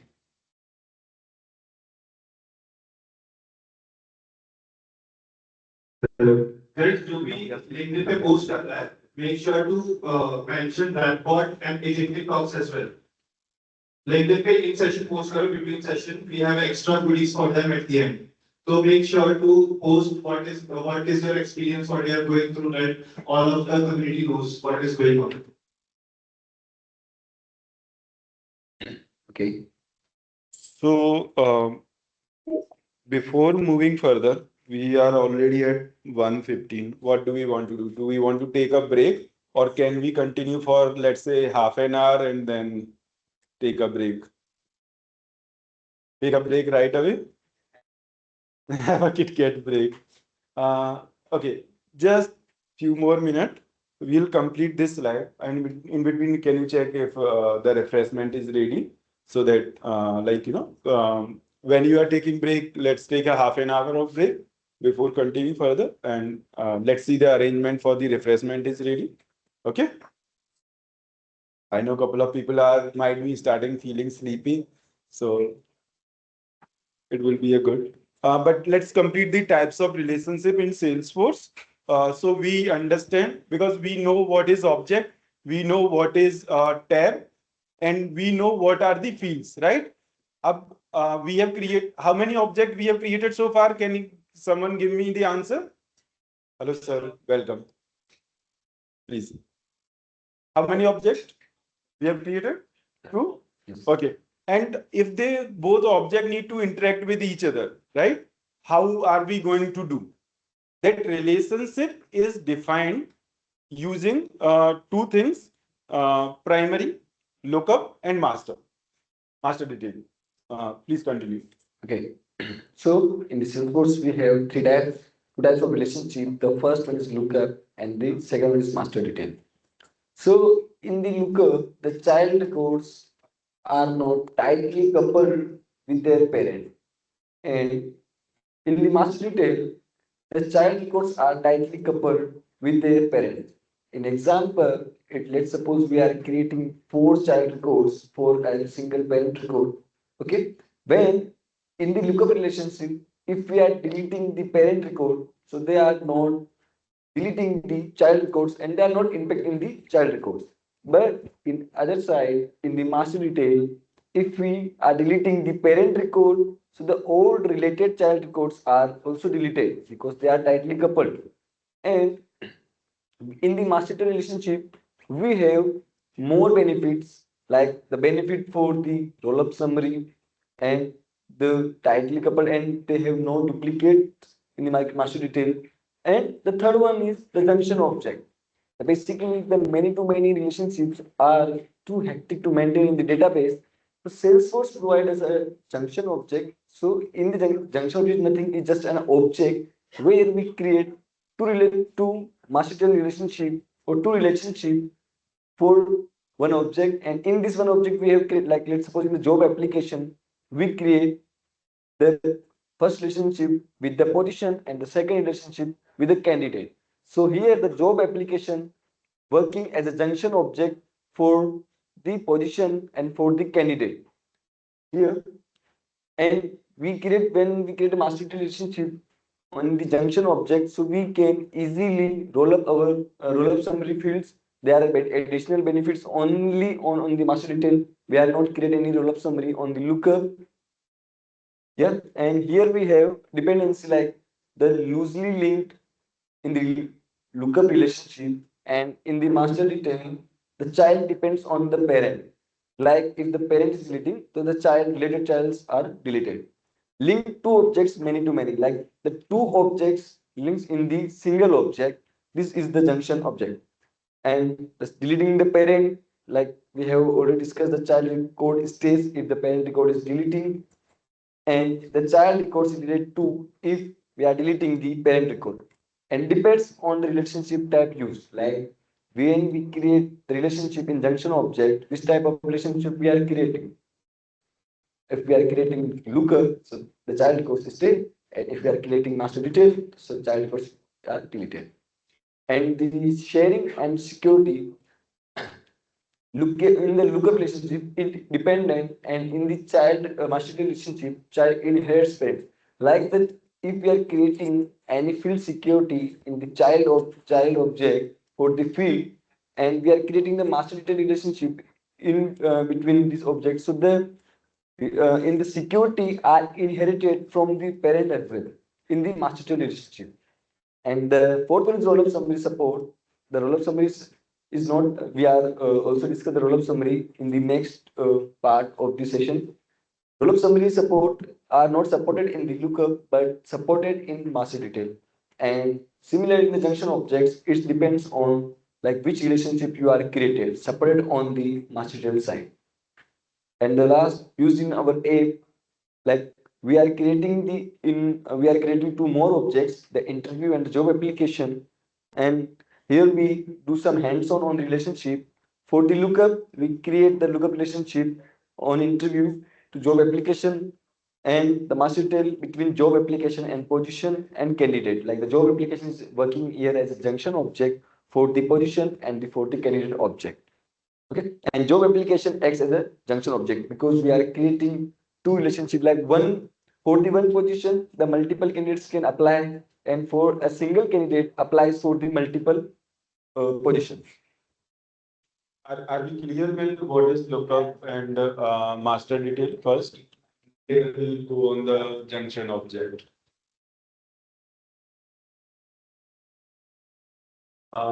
Let's talk about first the lookup relationship. When two objects need to be interrelated with each other somehow, if I wanted to reference from here to there, right? Like I was talking in terms of account context, right? So whenever content need to be created, right, it need to be associated with some account, right? Without that, there is no purpose of it having, right? Then what we will do? We'll create a lookup relationship. But is there a which one is master detail? Position and candidate. Position and Candidate with job application. So no, can the candidate exist without some position? If we are doing hiring, right? Or like just imagine if we are doing hiring for a QA profile, then how we are going to relate that with the candidate? So for one particular position, we are going to hire some candidates, right? So we create the records. What if we create using the lookup relationship? Okay. Hypothetically, just imagine ऐसे करते हैं अपन कि position जो QA थी वो fulfil हो गई and मैंने उसको डिलीट कर दिया, ठीक है? तो लुकअप रिलेशनशिप होगा तो क्या होगा? ओनली जॉब जो पोजीशन है वो डिलीट होने वाली है. Candidates are still there in my system. Now, what I am going to do with those candidates? Are these any value of those candidates? No, right? The moment position is getting deleted, candidates should also be deleted, right? Then we need to use the master detail. Understand? बहुत minor two difference हैं, maybe quiz में भी होगा. Okay, I'm sure. And this is the most important part of Salesforce learning. That's why I'm stressing it and trying to make you understand as much as possible. Because this decision making is a very much important. If you make a wrong choice of creating lookup versus master detail, it might be costing you a lot. कि आपको कहीं पे जरूरत नहीं थी master detail की और आपने बना दिया, आपने पेरेंट ऑब्जेक्ट डिलीट किया, आपकी चाइल्ड ऑब्जेक्ट पूरे प्रोडक्शन से गायब. You do not realize some maybe as a developer तुमने तो वो डिजाइन कर दिया, बट किसी दूसरे यूजर को नहीं पता ना कि पोजीशन डिलीट करने से कैंडिडेट भी चले जाएंगे, right? He just simply deleted one record, उससे associated कितने रिकॉर्ड होंगे candidates? Thousands, right? That thousands of data is gone. वो उसकी गलती नहीं थी जिसने पोजीशन को डिलीट किया, वो उस डेवलपर की, उस आर्किटेक्ट की गलती थी जिसने रॉन्ग रिलेशनशिप दिया. Okay, so whenever you are defining master detail, make sure क्या इसके साथ में जो child object है वो delete होने चाहिए. If answer is yes, then create master detail. The second question you need to ask is कि जो child का aggregate data है क्या मुझे चाहिए, right? क्या मेरे को number of total candidates चाहिए इस position के लिए, क्या मेरे को average score चाहिए? Okay, so when we are talking about roll-up summary, there are only 4 types supported: sum, min, max, average. है ना? तो जो चाइल्ड ऑब्जेक्ट हैं उन पे ये 4 ऑपरेशन मुझे करने हैं क्या? If answer is yes, go for master view. If answer is no and the object need to be relationship, go for lookup. So हमें कहाँ से सोचना है? हमें मास्टर डिटेल से सोचना है कि हमें मास्टर डिटेल की जरूरत है या नहीं है. अगर है तो डेफिनेटली मास्टर डिटेल. अगर नहीं है तो दूसरा कोई चॉइस ही नहीं है. ओनली लुकअप चॉइस है. थर्ड चॉइस इसकी रिलेशनशिप ही नहीं होगी उनके बीच में. Right? So that is lookup and master detail. Are we clear? पक्का? ये पक्का क्वेश्चन होगा. I am 100% sure. ठीक है? ये दो चीजें क्लियर है. Then only I am going to explain a little about the junction object. आगे? अरे मैंने ये नीचे रखा हुआ है. Those people might not be listening. Okay, cool. So far we are good. So let me try to explain junction object also in 2-3 minutes, but be very attentive. And then we are going for a refreshment and break. Okay. So हम बात कर रहे हैं अपनी hiring की लिए, right? Now we have position, we have candidates, है ना? We might need to create multiple job applications. ऐसा नहीं है कि हमने सिर्फ QA की प्रोफाइल ओपन करी तो you are only applying for QA. Dave आ गया तो वो पहली प्रायोरिटी हो जाएगी, राइट? वहां पे भी नहीं हुआ, बाई चांस हमने BA का भी कर दिया तो यू विल लाइक चलो एक बार सिस्टम में तो आते हैं, बाद में देखेंगे. If that is the use case, यहाँ पे क्या यूज केस है कि सेम कैंडिडेट है, सेम कंपनी है, मल्टीपल पोजीशंस है. How are we going to apply, right? What does that means is, देखो मास्टर डिटेल में क्या होगा, एक चाइल्ड वन पेरेंट वही होता है.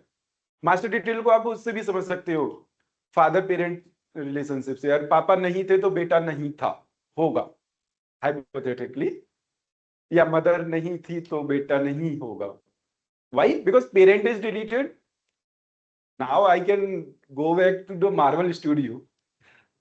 I'm big fan of Marvel Studio.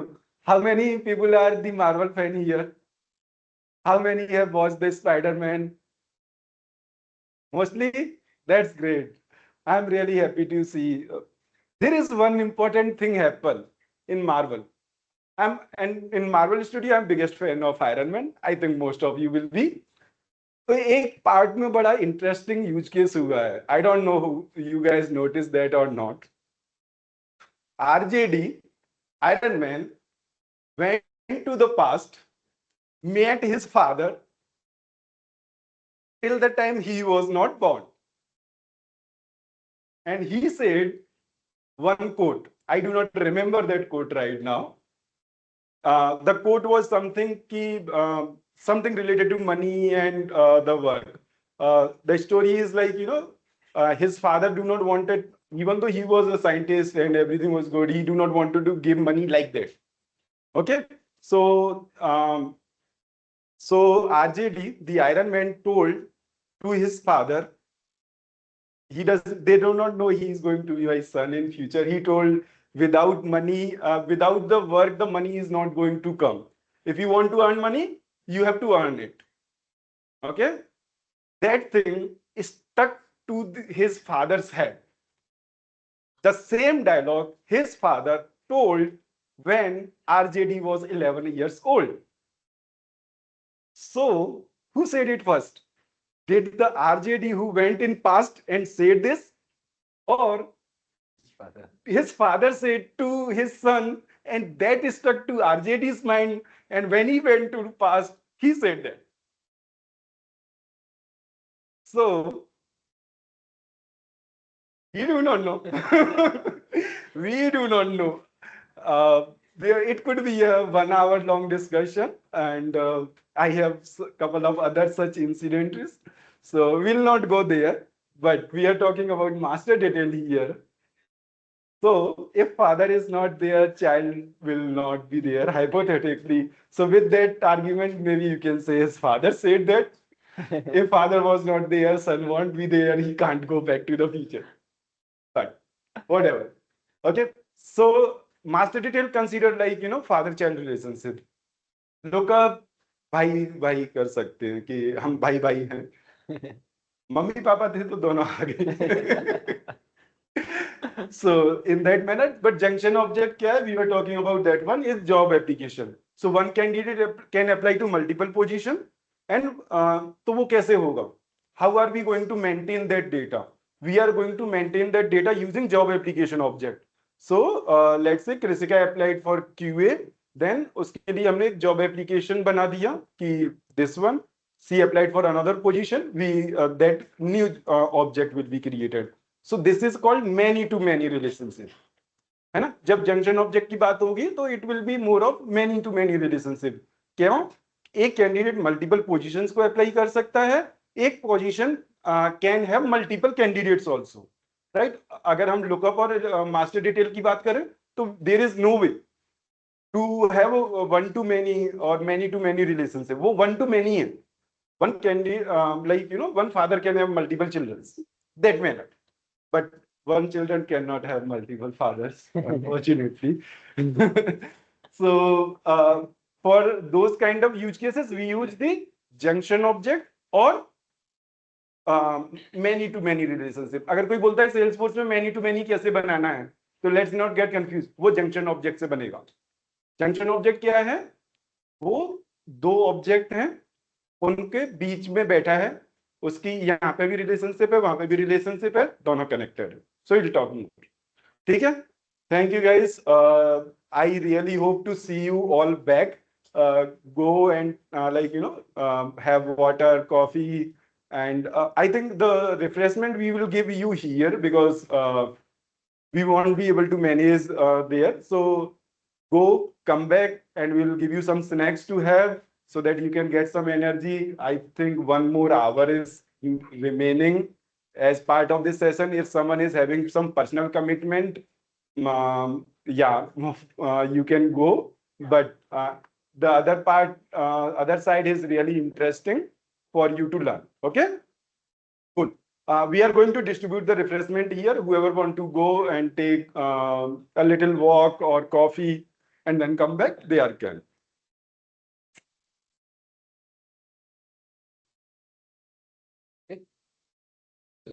Everyone clear with the lookup master detail junction object?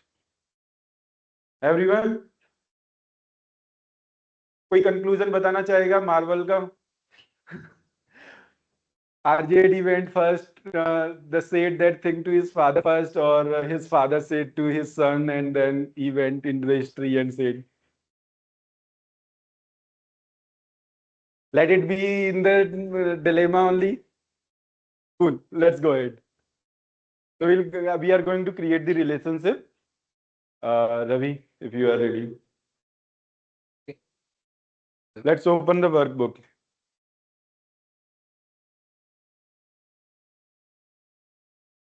Yeah, so guys, please click on get setup and go on object. हम किस में relationship बना रहे हैं? Now we create another object, job application. And Okay. Job application, we create two relationships. First with position. We are creating the master, junction object. Yeah. Okay. Let's create the new object.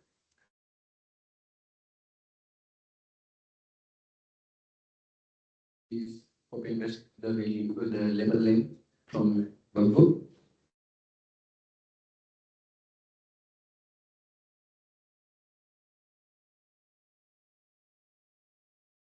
There is this thing, plural label. Why we need to use? When we are using the plural multiple job application, what name we wanted to give. So those all things we need to keep defining, right? Let's continue, Ravi. I will keep on speaking in between. Okay, so now here we change from text to auto number because now we need to create every job application automatically. When we create a record for job application, this number is created automatically and this is unique for every record. And candidate name होगा तो क्या होगा, name अपन देंगे. अब ये job application multiple होने वाली है, will give the auto number very simply, right? So that whenever Krisika is applying multiple times, random numbers are coming. नहीं तो Krisika 1, Krisika 2, it shouldn't be in that manner. And please check all the checkbox and click next. And please select your icon for tab. Tab style you are free to choose based on yourself. Whatever color or whatever icon you are liking. Click next. Click next. यहाँ पे हम लोग profile में access दे रहे हैं. It is important, like yes we are clicking next, कि किस किस प्रोफाइल को एक्सेस जाने वाला है. तो when you are designing in the real time, make a choice कि हमें इसको देना भी है नहीं देना. सबको डिफॉल्ट देते जा रहे हैं. For this learning we are just skipping it.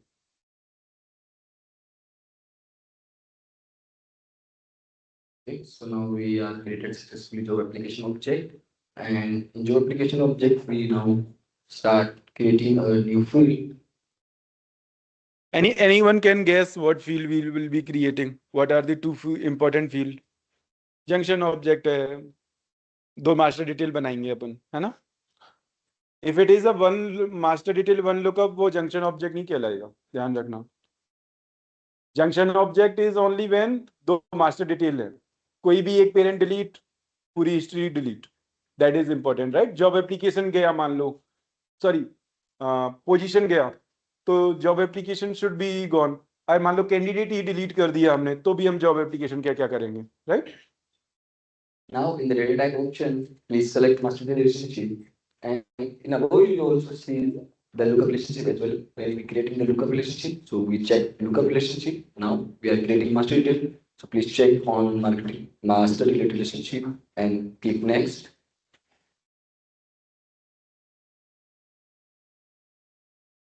And now in the related drop down, you see the object name you are created, like we are creating position, we are creating candidate. So we see here the object we are creating, and here the standard objects also come.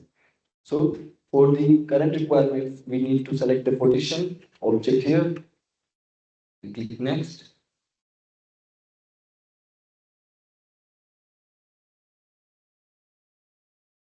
Now put the value on field label.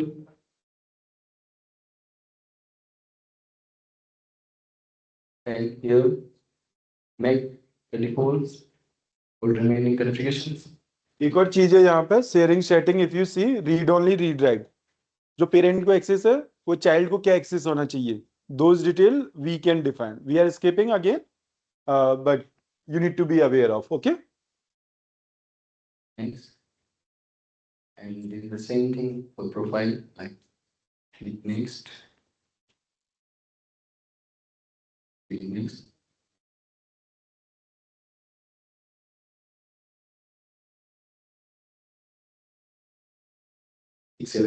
So yeah, now we are created one master detail relationship with the position object and the field in job application object.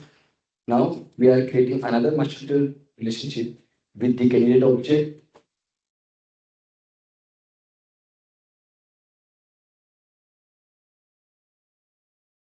In the drop down, please search for candidate or select candidate.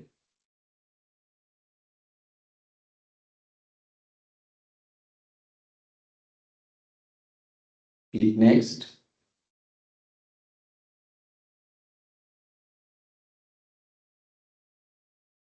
Please put the value on field label. And like the default setting asterisk and click next. Click next.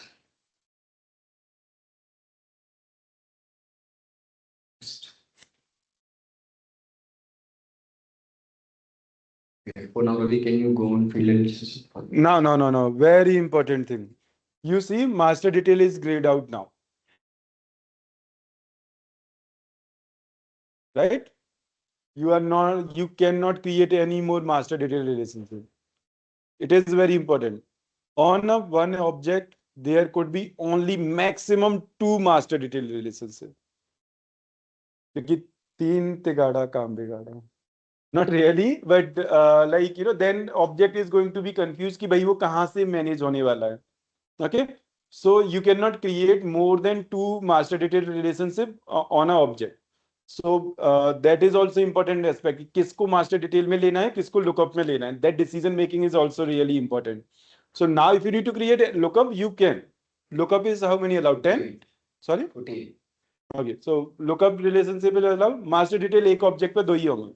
So that decision has to be really wise. Please continue. Okay, so now get another field. Select quick list.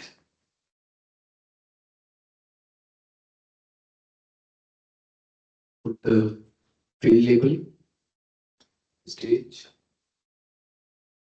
This field is like what is the stage of application. This is on the interview mode stage. This is on applied stage. This is its configured stage.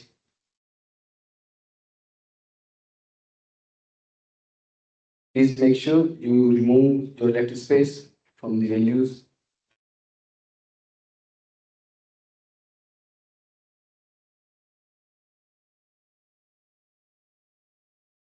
Click next.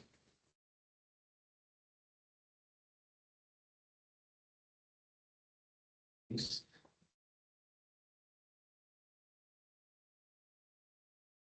Save. Now we have successfully created the 4 fields on job application object. The first one is candidate. This is the basically master detail relationship with candidate object. And the another one is position object. We have created one more master relationship for the position object and the stage field and the job application name. We here we data is the auto number. When we create a records, the automatically number are increase. Like when we starting from the 1 number, when there's another record is created, the number is becoming a 2, 3, and so on.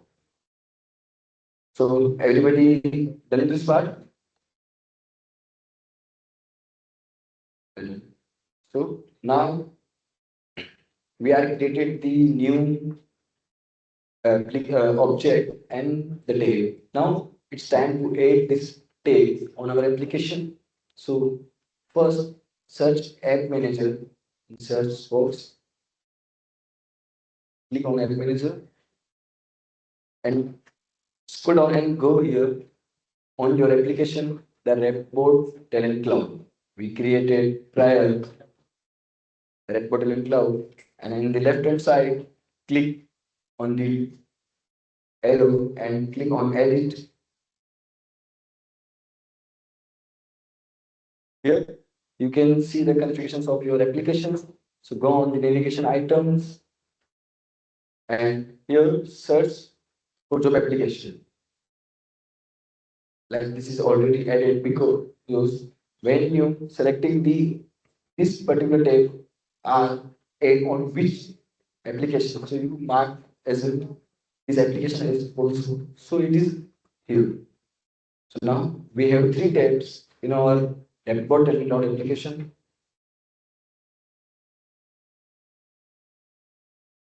You can go and search for Report Talent Cloud and you can easily see now we have 3 tabs.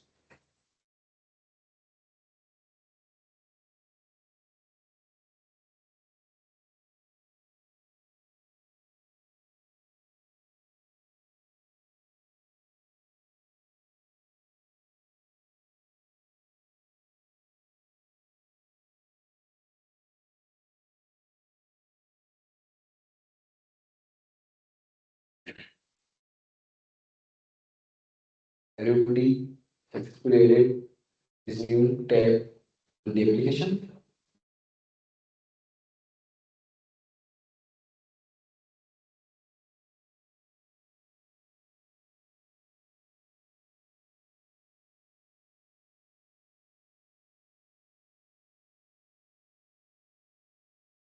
Okay. So now, if anybody not seeing this third tab, so please refresh your page and you are able to see the third tab on the application.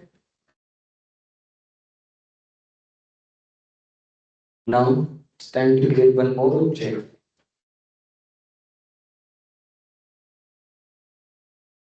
The same steps here for creating a new custom object.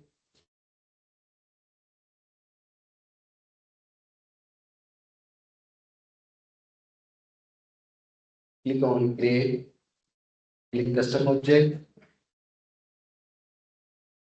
add a label for the object. You can copy from our workbook.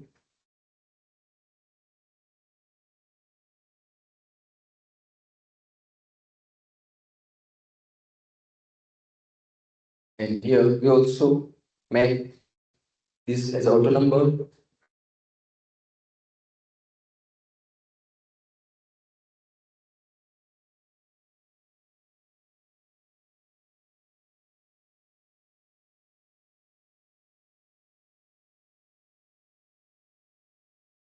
And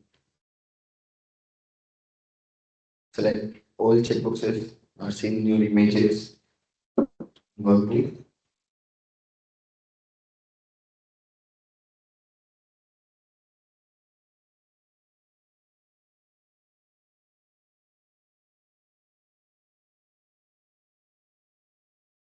Click next.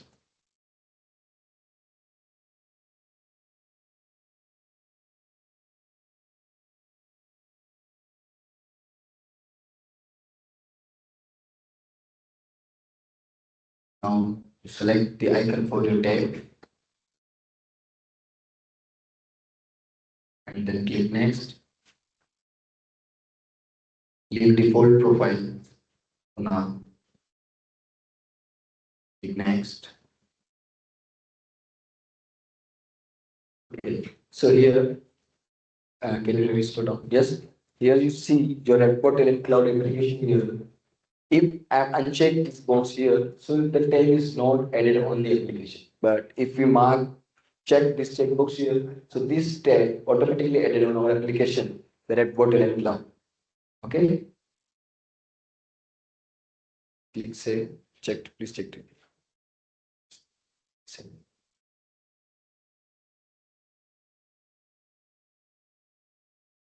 Okay, so now we successfully created one more object, the interview, and now we are proceeding for the creating a new fields on our interview object.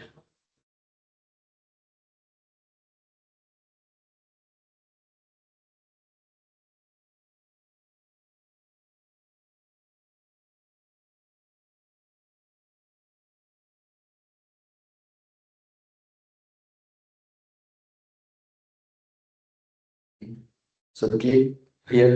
Now in the interview we create a relationship, the lookup relationship with the candidate object and the position object.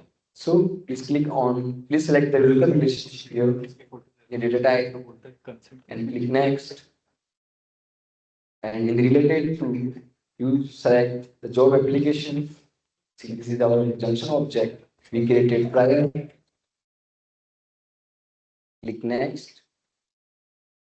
Here, please fill the details for your field.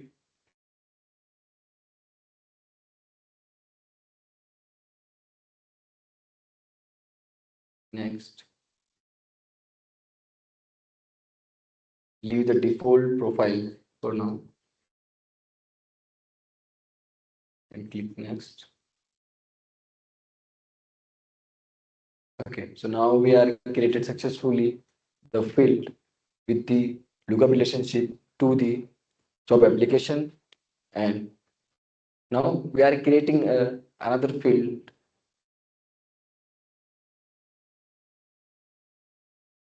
This is also a lookup relationship with the user object. The user is the external object in our org.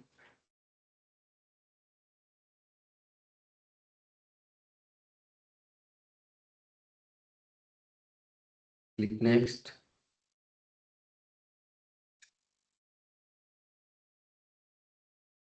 Please fill the details for your new field, the lookup relationship with the user object.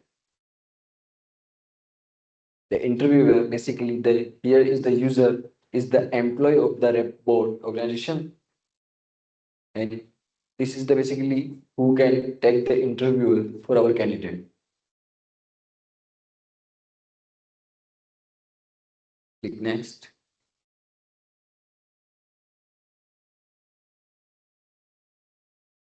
Please leave default profile setting for now and the page layout. Click sec new. Now we create one more filter round, like on which round what is the round of for the interview. This is the first round, this is the second round, and this is the final or HR manager round. So now is the pick list because we restricted to the select the value for the round.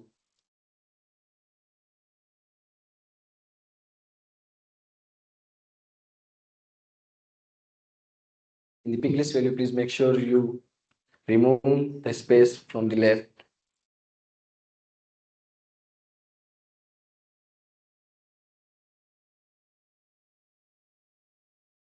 You will default other configurations and click next.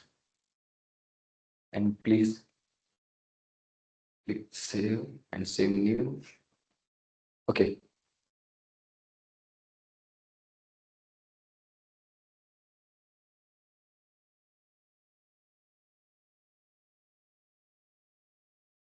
Create कर देना इसको create कर दो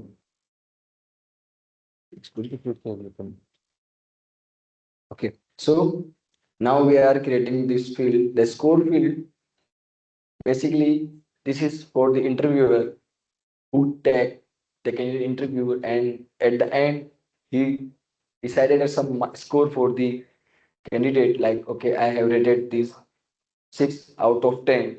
So in the score field, the interviewer add the score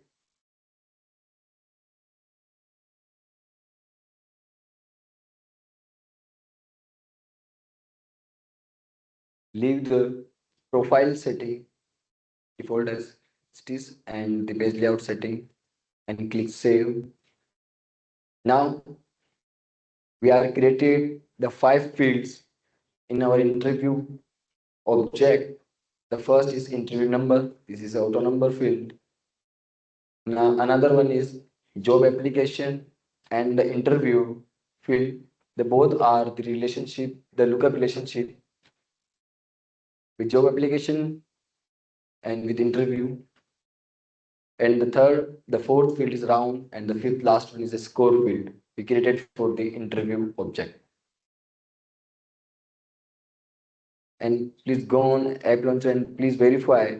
Now you have 4 fields on your, 4 tabs in your report talent cloud application: position, candidate, job application, and interview.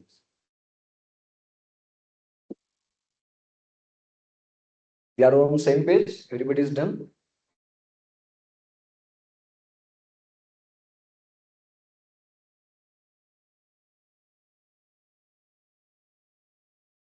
Okay. So now we are created successfully the relationship, the lookup, and the master relationships in our objects. Okay. So now time is to explore the roll-up summary fields. Like what are roll-up summary fields? Like prior to Prabhakar sir is also described, explained this thing to us. In the roll-up the first thing is in the roll-up summary fields, we only create roll-up summary fields with the master relationship. We are not able to create the relationship with the lookup relationship. We are not able to create the roll-up summary field for lookup relationships. And in the roll-up summary fields, if in example we explain you, if HR wants, okay, for the senior Salesforce developer position, how many candidates are applying? So if I go and find out this one by one, so it's too much difficult for me. Instead of this, I just created the roll-up summary field and use this count aggregate function. So it counts all child records. Let's suppose for the senior Salesforce developer position, we have 40 applications, 40 job applications are received. So we can easily create a roll-up summary because in the job application and the position, we created the master relationship. So we can easily create a roll-up summary and we can easily find out, okay, for this particular position, we have this is the count of the applications, and the sum, if we want to add the all child records value for the sum field, like for the amount and etc. else, so we can use this sum function. This is the basically sum of all child record field value in the parent. And another one is min and max. If we found, like, okay, what is the maximum score in the interviewer, and what is the minimum score that the candidate get. So we can easily find out using the min and max aggregate function in the roll-up summary field. Okay, now it's time to do some hand dirty on the roll-up summary fields.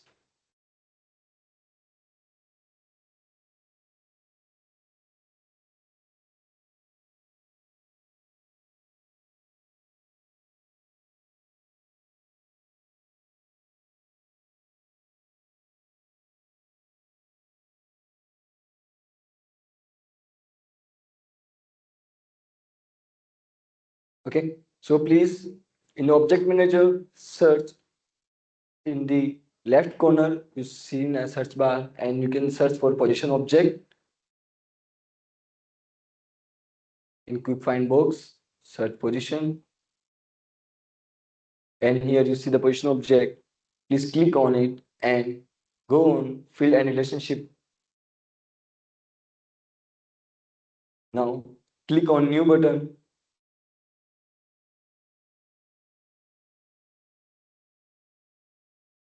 Here the roll-up summary data type is seen. Please select the roll-up summary here and click next. Please put the field label for your roll-up summary field. Now we are create the total applications. Okay, for this particular position, how many applications we receive, how many job applications we receive. So we need to count. So that is the purpose of creating this total application field. Click next. Now here in the summarized object, you only see the parent object. Like if you are creating the lookup relationship, so you are not seeing any object in this pick list, but here you see the job application. It means the job application is the parent object of the job application is child object of the position and with the master detail relationship. And in the under you are see select roll up type, like which aggregate function you are need to use, like you need count, you need sum, you need min and max. So you can select from here, and in the filter criteria, if you want to add all records for the for this roll-up type, like if I count the old records, so we just select the old records should be included in the calculation checkbox. And if we count the records based on some filter criteria, okay, like I just want to I want just count the application they are selected, so we are adding the filter criteria here. But now we are considering all. Click next.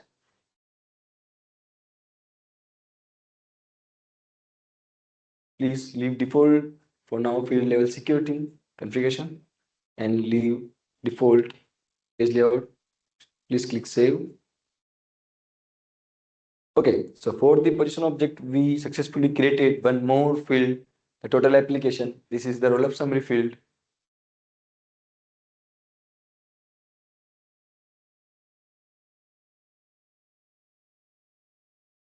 Now I am inviting Harshita to continue this learning session.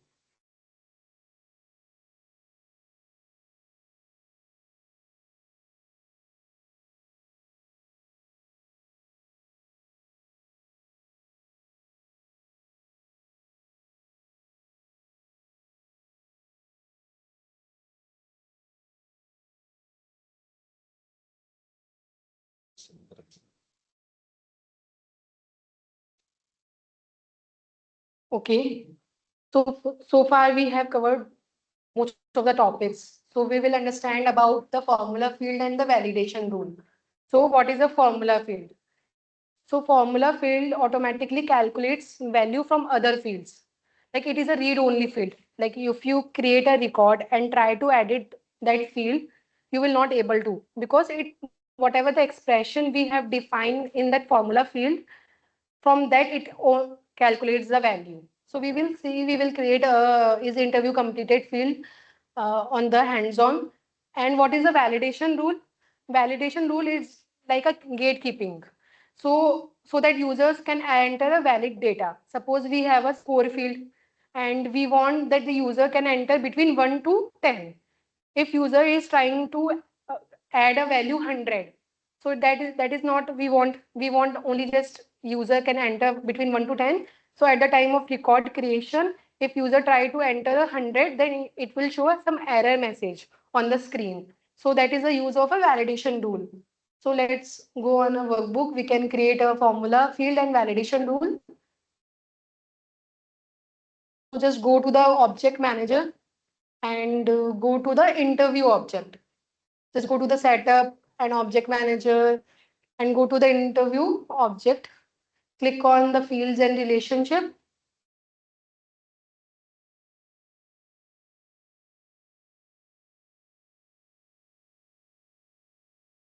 Okay. Click on the new button. Choose the data type formula. So for the formula field, we need to check the formula checkbox. Just click on next. Copy paste the label. Is interview completed?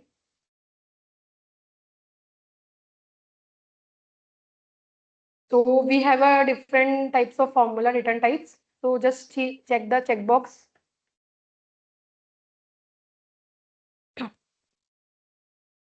Click on the next.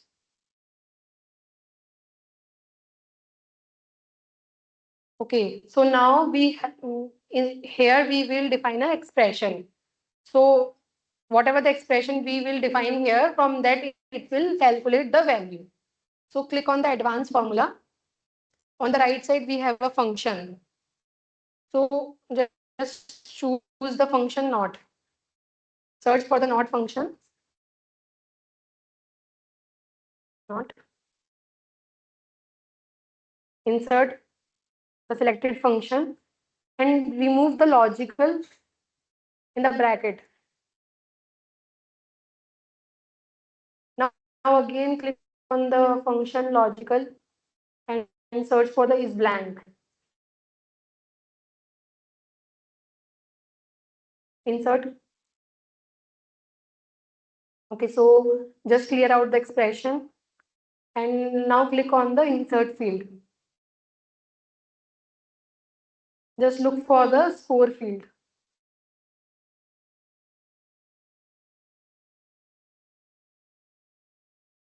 Okay, so we have a button here like check syntax.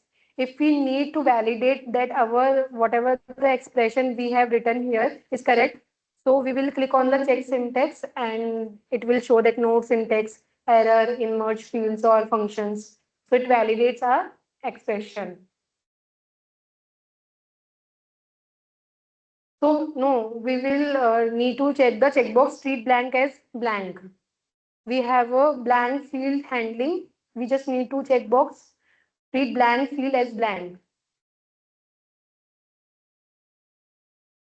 And click on the next.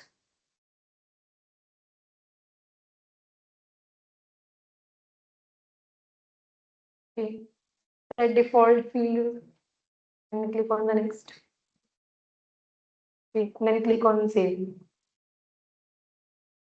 So your formula field is created. You can search on the quick find that your formula field is created, is interview completed. So everyone has created is interview completed formula field.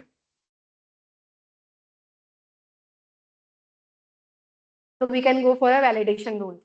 So we will create a validation rule. So just click on the validation rule. On the left side, we have a validation rule. Just click on the tab on the validation rule. And we are creating a new validation rule. Just click on new button.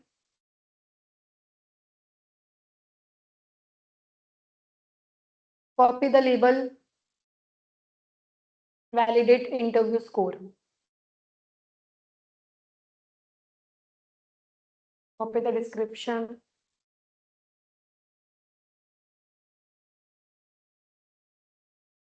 And you can copy paste this error condition formula. So what it defines, if a user will enter 100, then it will show a error message. Only we can add a between 1 to 10. Only so this is for a validation.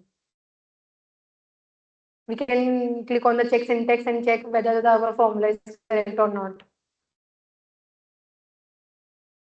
No error found, so that our formula is correct. Display a error message. Whatever we need to display on the screen, we will write here. Score must be between 1 and 10. So just, and we have an option to show the error on the top of page or a field. So we will choose a field and choose the score. Click on save.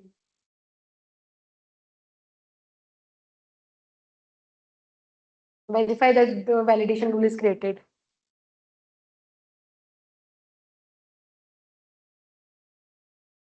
So it's time for a quiz. Let's go for a quiz.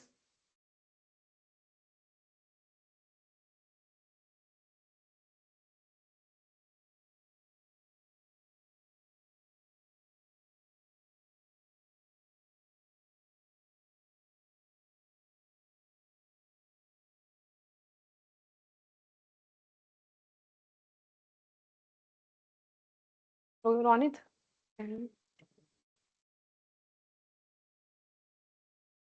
Let's go for a quiz. Everyone has created a validation rule and formula field. Can you please raise a hand so that I can know that everyone has created?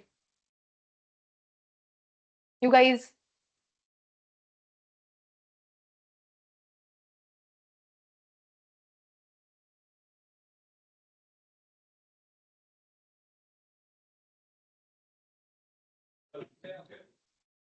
सबने बना लिया?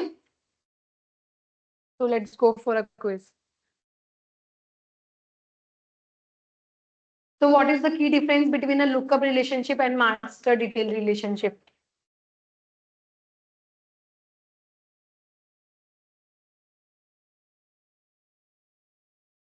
Yes. What is the key difference between a lookup relationship and a master detail relationship? We will ask question from first question from there and second question from there. Okay, so who wants to answer? Yes, okay.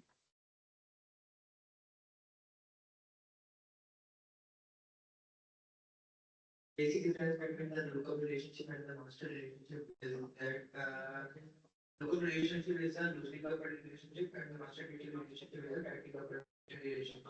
In master detail, when the parent got related, the child record also got related. But in a lookup relationship, if the parent record related, the child record still survives. Okay, good. Anyone else? We'll come for the second question.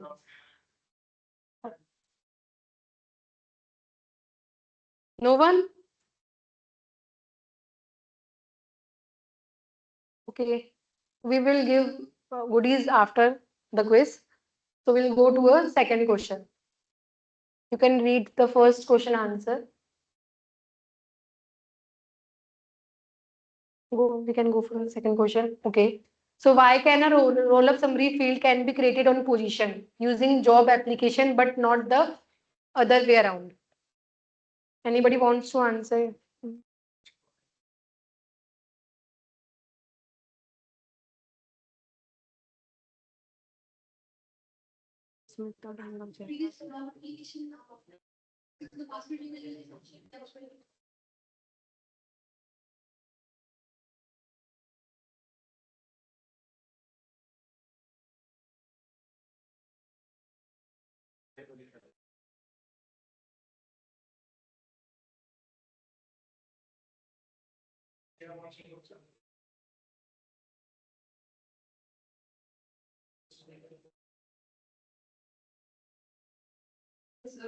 It's a master detail relationship. So whenever we want to aggregate some data, we have to aggregate from the child, and then on the master, we use the roll-up summary for aggregating that data. So it's in only case of master detail relationship. Okay, good. Right. So, okay, we can go for the next question. What is the difference between a formula field and a validation rule? Anyone from the conference room? Anyone can answer?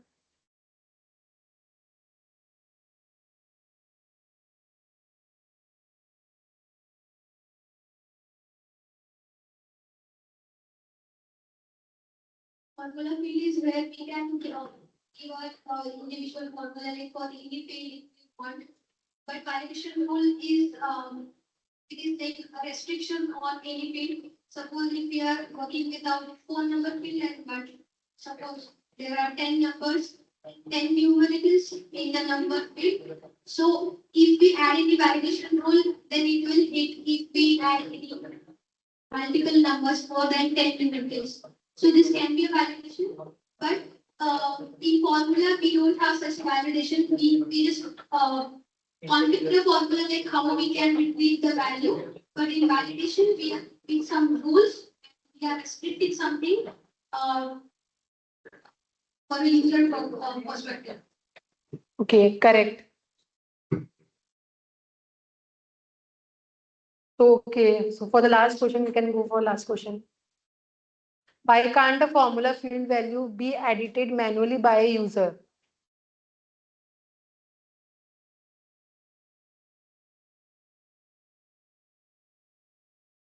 It is a read-only field. Formula fields we can protect or physical category only. It is calculating on the basis of the other fields. So if you get other fields, it will Not other fields. If we change the expression, whatever we have defined in the formula field, on that basis, it calculates the value. Yeah. Okay.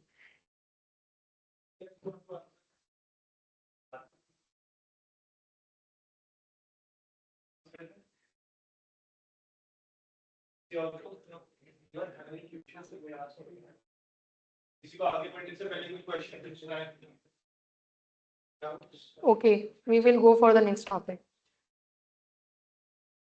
So our next topic is user profile and license. So what is the user? A user is an individual person who can log in into Salesforce. Like we can create a multiple user in our Salesforce org. Every user has a username, profile, license, role, email. So when we create a user, we assign one profile. We cannot assign multiple profile. Only one user have a one profile. So we will understand what is profile. So profile can control access. Suppose I just need to show one field to one user and doesn't want to show through the other user. So it will all be controlled by the profile. So it can control object permission, tab permission, app permission, field permission. So all of these can be controlled by profile. And what is license? What the features you can access in Salesforce org is defined by license. What license you have, then you can access many more things in the Salesforce org. So we will create two users here and we will assign different profile to two users and find the difference, like why these profiles are different and what are the differences between these profiles. So let's go and we will create a two user so that you can understand better. So let's create a two user.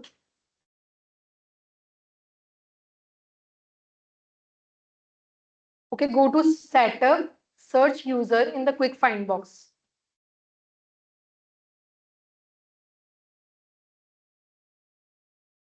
Click on the new user. Just copy paste the first name, last name. Alias is auto generated. And just copy the email. Username is also auto generated, but we can add it. That.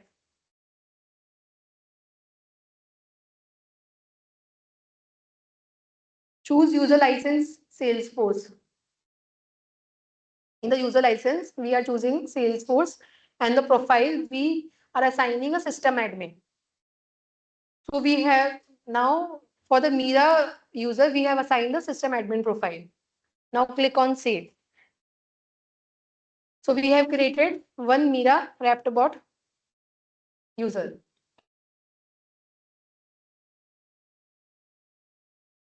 You can add it, the username. Okay. So we have created one user, Mira wrapped bot. Now we will create another user, Rohan wrapped bot. So go to the again user, click on new user.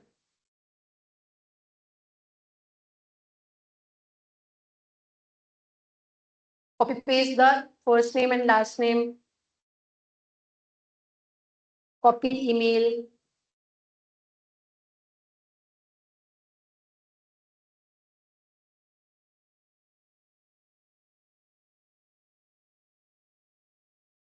Just select the license.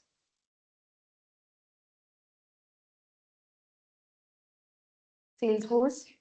And we are assigning the standard user profile.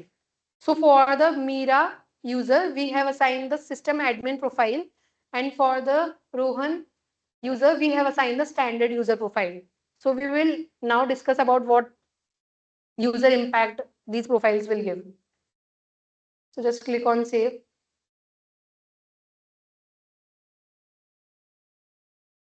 Okay, Sagar.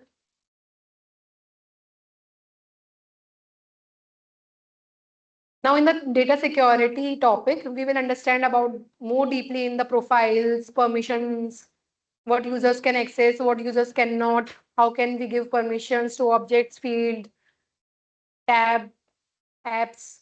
So I'll give hand over to Sagar. He will continue the data security.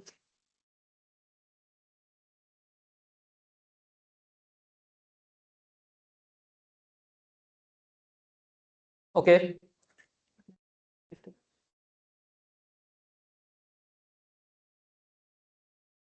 Thank you so much for your patience. And I believe you guys have created 2 users. Can you please raise your hands who have created 2 users? Okay. I think if you need any help, you can connect with Harshita or any volunteer. Aditya?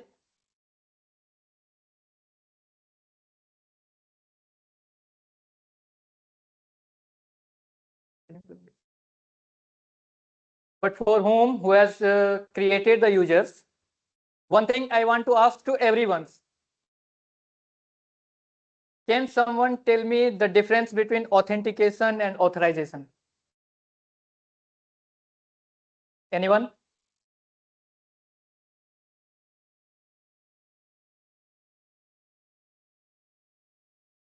Okay. Yeah.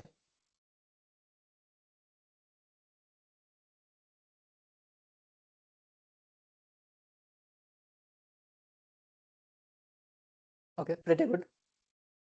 So basically,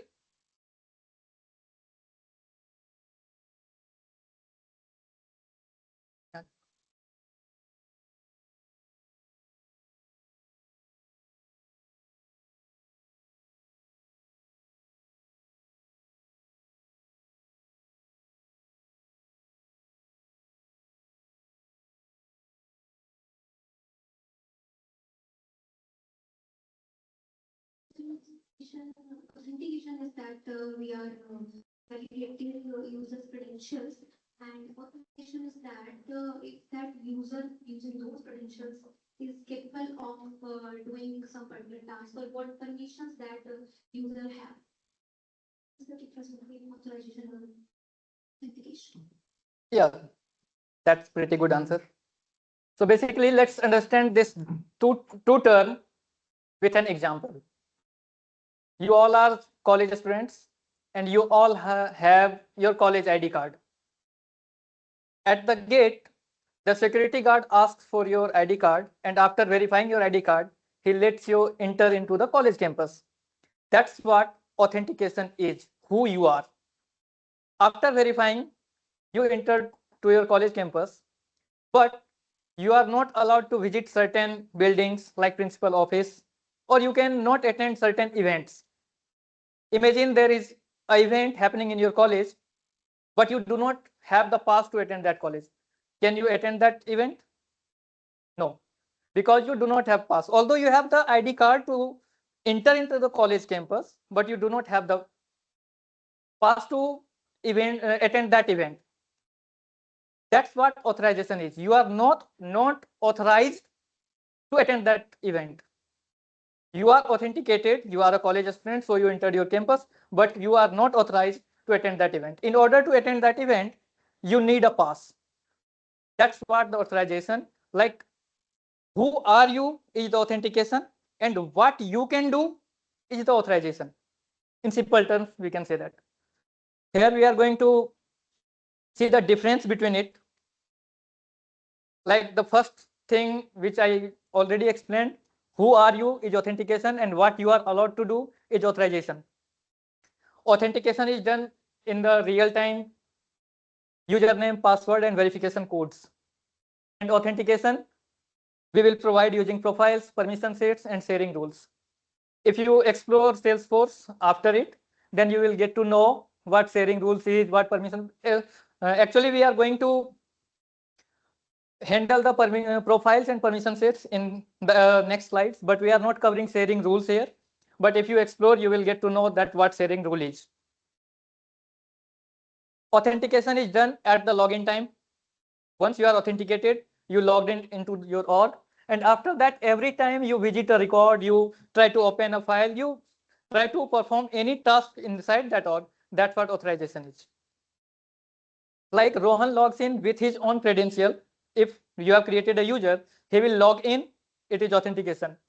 And Rohan's profile, which you have decided, is if you have created the Rohan's user, you have utilized the profile standard user. That profile decides which tabs or records he can see. So I think it is better to see directly into the org. Like you have created two users. One is Mira Rabbot. She is a system administrator profile. She has system administrator profile. And second one is Rohan Rabbot, who is a standard user. You have decided it. You have created your user. There is one advantage with the system administrator profile is he or she, any user, if he has system administrator profile, he can do anything inside that org. He can see everything, he can edit everything, he can update everything. But apart from those, apart from system administrator profile, every profile does not have like permission to do anything. In order to give that permission, we have to give the access to them. And we provide that access through permission set, which we will explore later. So now let's see what Mira can see and what Rohan can see. So for that purpose, we are going to test this data security.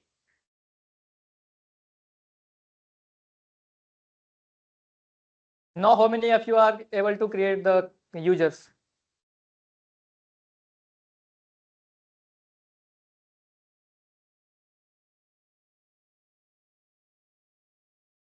If you are not able to create the users right now, then my suggestion would be, please listen carefully and see this demo. And after that, you can implement it at your home or at your convenience. Because currently, if you are implementing and you are way back, then it is not possible to get aligned and you will miss both the things. Like you will miss this demo as well and you will miss the implementation as well. So my personal suggestion would be like, if you are way before, way back, then please focus on this demo. So here, what we are going to do, currently you are logged into the org with your user, which you have created. And you are a system admin. So you are able to see everything, you can perform anything, you can do anything. But there is a user which you have created, which is Mira Rabbot, and you have provided the system admin permission to her. So now let's log in with that user and we can see with the perspective of Mira what she can access and what she can do. For that, and one more thing which I want to say to you, which I want to include, that system admin can log in with different users. And for that purpose, we need to provide access in the setup. If you go to the setup, and create and search for login access policies.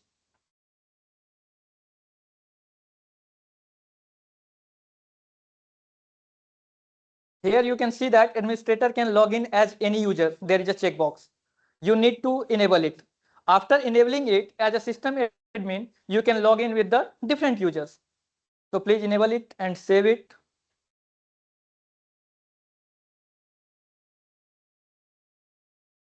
Now please go to the users. Now you can see here the login button before the users, because now you have enabled the functionality to log in with different users. So we will go to the login against the Rappbot Mira name. Click on the login. Here you can see that at the top, logged in as Mira Rappbot. It means now you are logged in into the org with the user Mira Rappbot. Everything you see here is with the perspective of Mira, not your own user. So Mira can see the position tab, candidates tab, job application tab, interviews tab, which we have created. Now we are going to create records for them. Let's see if Mira has access to create records or not. As she is a system admin, obviously she would have the access, but we will test it. Click on the position tab, and after that click on the new button. This screen will get pop up, and we need to fill the values in the position title. Give senior developer. In department, give Salesforce senior dev, status open, minimum salary something, and save it. Now you can see there is a record created. It means that Mira has access to create the records for this position object. And that's what you are implementing it. You are making the hiring process smoother for the hiring team. And Mira as a system admin, she is the head of the hiring. So she can create the position, she can create the candidate record, she can create job application. Please go to the position tab once again. And here you can see that there is a row which you have learned way before. There is a row created for the position, which is senior developer. And if you click on it, it has been opened. Like the details of that particular row has been opened.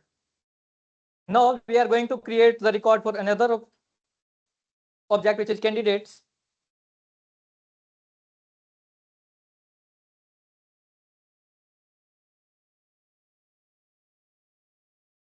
Yeah, just copy paste it.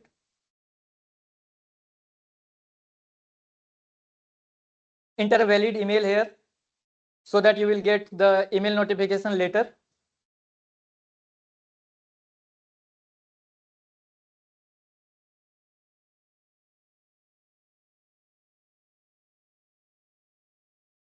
Just copy paste it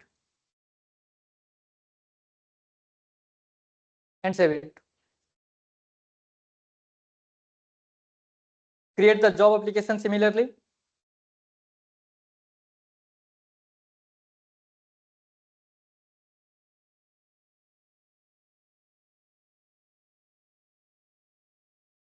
Select senior developer, select a candidate which is created and save it. Similarly, create an interview record. Follow the same procedure. Click the new button and select a job application.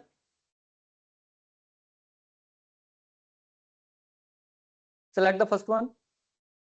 Select an interviewer who is going to interview this job application, the candidate who has applied for this job.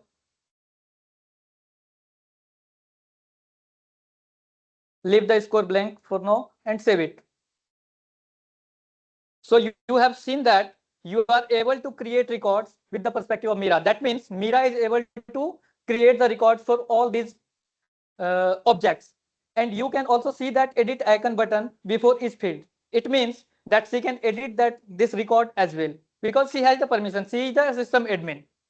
Now we will see with the perspective of Rohan. Like Mira has every permission, she can do anything here, but what Rohan can see. So we will log out with the Mira. Just get log out from her. Again, log in with our own credential, because after login, we can log in as another user. So first of all, we have to log in with our own credential. Yeah, after logging in,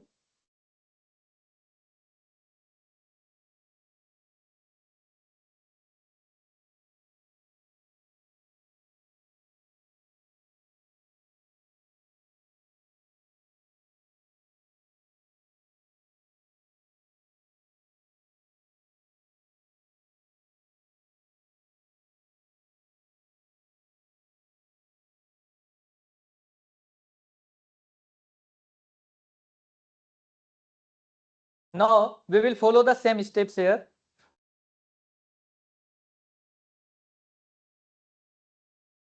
Go to the users, because currently we are trying to log in with the Rohan, and let's see what he can see or what he can do. Go to the users, log in against the Rohan Rapport.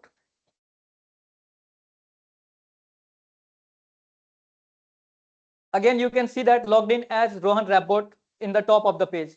It means currently you are logged in into the org with the Rohan's credential. And you can see that no items is presented in the tab section and nothing is here. That's the expected behavior. Because Rohan is not the system admin. Rohan is just a standard user, and he does not supposed to see anything inside the org until and unless we provide access to him to see or do anything here. Because it would be a data breach if every user of that organization can see everything. Let's suppose it would be not a good idea, like someone see my salary into the org, because this org is for the rapport organization, complete organization, and every data is in here. Like my salary is also stored in here and every data is here. But as an employee, we are not supposed to see everything here. So we need to give permission to the users what a specific user, what he can see, he can do inside that org. And for that purpose, the permission set comes in picture. Profile also gives permission, but it has limitations. We can also update profile and give permission through profile as well. But that is also not a good idea, because one user can have only one profile, but one profile can assign to multiple users. Let's suppose we have provided the access through the profile. So if 5 users get assigned to the same profile, that means all the 5 users will get that permission if we give the permission using profile. But if we want to give the permission user to user, let's suppose a particular user needs to get that profile, gets that permission, then we will create a permission set. We will assign the permission inside that permission set and assign that permission set to the particular user so that he or she can view the record or whichever permission we have provided. So for that, here's the difference between profile and permission sets. You can see here how many users per user. Profile exactly one, but permission set, any number of permission set you can create and assign to a particular user. Purpose, it sets the baseline access level, but permission set grants extra access on the top of the profile. The example which I have taken earlier, in your college, your ID card is the profile. That everyone should have one profile. But if you want to attend a session, you need a pass to attend an event. You need a pass to attend that event. And that pass is the permission set that grants you permission to attend that event. Similarly, we will create a permission set to grant some kind of access, and that access will be provided to that user. So now we will create and assign a permission set. And in order to create that,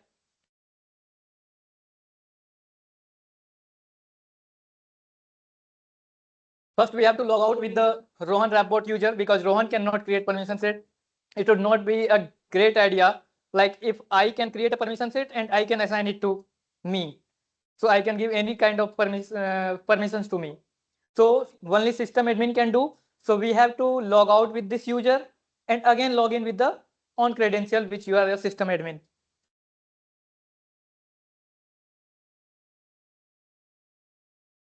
Now go to the setup. Setup is the key thing. Inside Salesforce, anything you want to do, you need to go to setup. And search in the quick find permission set. Click on it. And in the top right corner, no, here, you can see that new button. You have to create a new, and actually you can see multiple lists of permissions that are the standard permissions which are created by Salesforce itself. But if we want to give extra layer of permission, then we have to create new custom permission set. So for that, we have to create new, we have to click on the new button, and then this page will get appeared. We have to fill the inputs like label, report, interviewer permissions, because we are going to give the permission to the user who is interviewer. So I have put it name like report interviewer permission. The permission sets has been created. Now what? Now we have to assign the permission which we want to assign to the permission set. There are various kind of permissions which we can assign, but for now let's focus on the object, because we are going to provide the permission of the particular object which we have created. So for that we have to go to the object setting.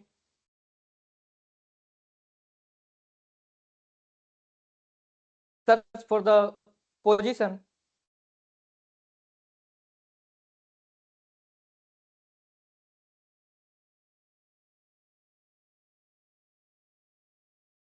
Click on the position. Edit it. And we can give the read permission here and save it. It means we have given the permission to read the object, which is position, to this permission set. We have not assigned this permission set to any user right now. We have just provided the permission to read it. And after that, we will follow the same procedure to provide the permission to another objects as well, like another objects, candidates, job applications, and interviews. Just give me a few minutes.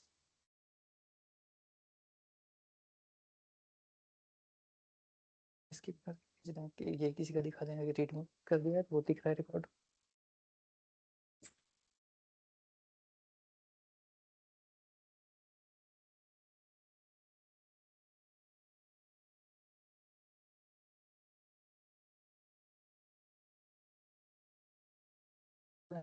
We can ask. Okay, guys. So after this, flow will be pending. So how many of you interested to go for another 20 minutes? Do you guys want to do flow or no? Raghav? Yes? यहाँ से कितने लोग flow को complete करना चाहते हैं? Want to do? Let's continue. We will be wrap up by 4 for sure. Okay.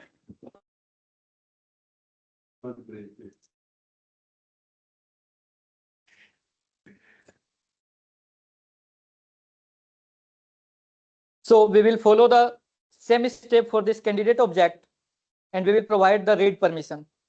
It means we have provided to read the object to this permission, read the candidate object to this permission set.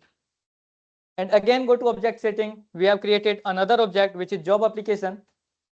Search for the job application. Click on it. Again, edit it. And give the read permission, save it. Now here's the twist. We have created another object, which is interview. And we have created a score field on the interview object. A score field can only be filled by the interviewer who is going to take the interview of the particular candidate. So we need to give the edit access of the interview object to the interviewer. And Rohan is an interviewer, which we have created. So we need to give the read access and edit access as well. And save it. It means interview object has read access and edit access. Now you can manage the assignment here. The permission set is completely ready.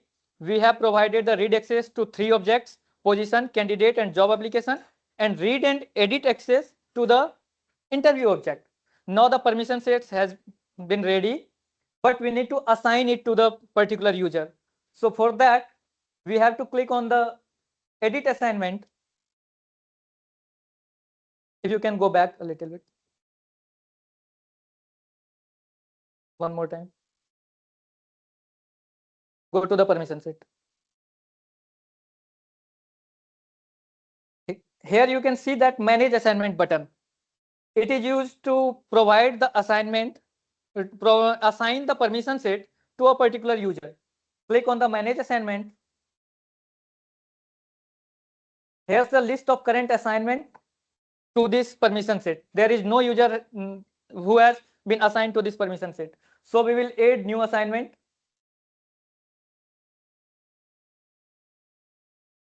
Here's the entire list of users inside this org. So we are going to select Rohan Rapport. Because we have created this permission set for Rohan. Meera has already all the permissions because she is system admin. Select it. Next. Assign it. Now the permission set has been assigned to this particular user. It means if again we are going to log in with the Rohan's user, we will going to see all the records and edit the interview records. Earlier it was not. So again we will go to the users. Log in with Rohan.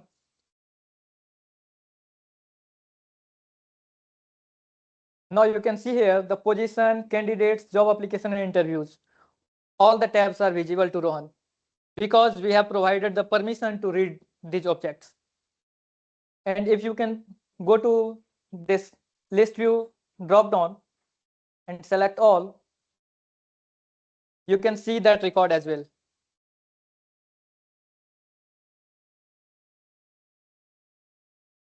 Similarly, candidates, job applications, open it. Yes. One thing you can notice here, the edit icon is not visible here because we have not provided the edit access for the position, candidate, or job application. But when we go to the interview object, we are going to see the edit icon there because for the interview object, we have provided the permission to read and edit. Go to the interview and open it. Here you can see the edit icon because we have provided the access to edit it. If you remember, we have created a validation rule on the score field. And that validation rule was the score field can have only the inputs from 1 to 10. If we're going to try with another number, it will going to throw an error. Let's see what happens if we try to insert 15. You can see here the validation rule gets hit and you face an error to review this field. And the error is score must be between 1 to 10 because we have created that validation rule earlier. So after completing the interview, that interviewer is going to give the score to this particular candidate. So please fill a mark here. And one more thing, you have created a formula field which is interview completed. And the formula behind that, if the score field has value, then that is interview completed is going to be true. Because if an interviewer have provided the score to a candidate, it means that the interview has conducted. So when we're going to save it, you can see that is interview completed will going to automatically gets true. This is the automation we have created earlier. After providing the score, you can see that the is interview completed is checkbox true. So you have visualized the validation rule and formula field here. So till now, we have created 2 users. We have seen their default permissions. And after seeing that, we have created a new permission set and assigned the permissions into that permission set. And that permission set assigned to the Rohan Rapport, who is interviewer. And like with the perspective of Rohan, we have viewed that what he has access after providing that permission. Now, what we are going to do is shifting our focus to the automation, which is flow. I think, I think, Sagar, what we can do is we can explain. Hello. Get ready. We are also doing that.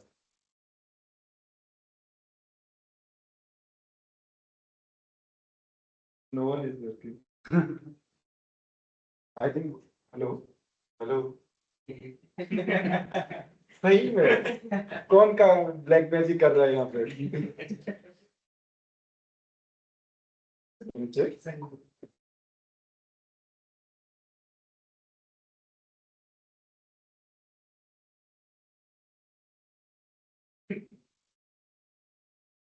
Okay, so what we can do is we just explain what we are going to build, how we are going to do the things.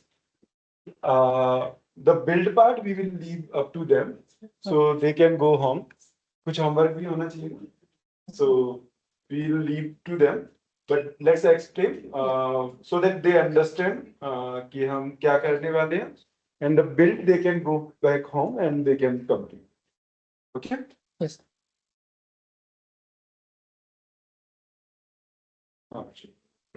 उसमें लगा.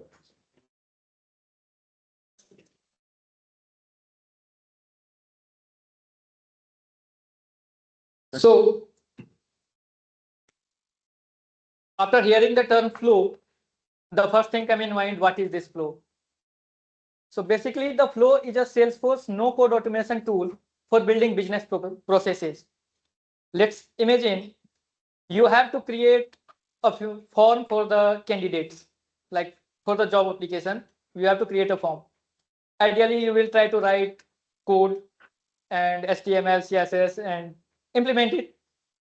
What if I say you Salesforce has a tool which provides a drag and drop functionality and you can create the same thing? It is just a type of flow. Like basically flow provides us the logic building functionality without writing a single line of code. There are 4 types of flow inside the Salesforce, mainly 4 types of flow. The first one is sprint flow. Basically, when we have to take the inputs from the users, we have to create a screen so that the users can put that input and we perform some kind of operations based on those inputs. We need to create a screen flow. The second one is record triggered flow. Currently, we have created a record, we have updated a record. You remember? So record triggered flow basically triggers when a record is created or a record is updated or a record is deleted. Any kind of event happened on a particular record, the record triggered flow gets triggered.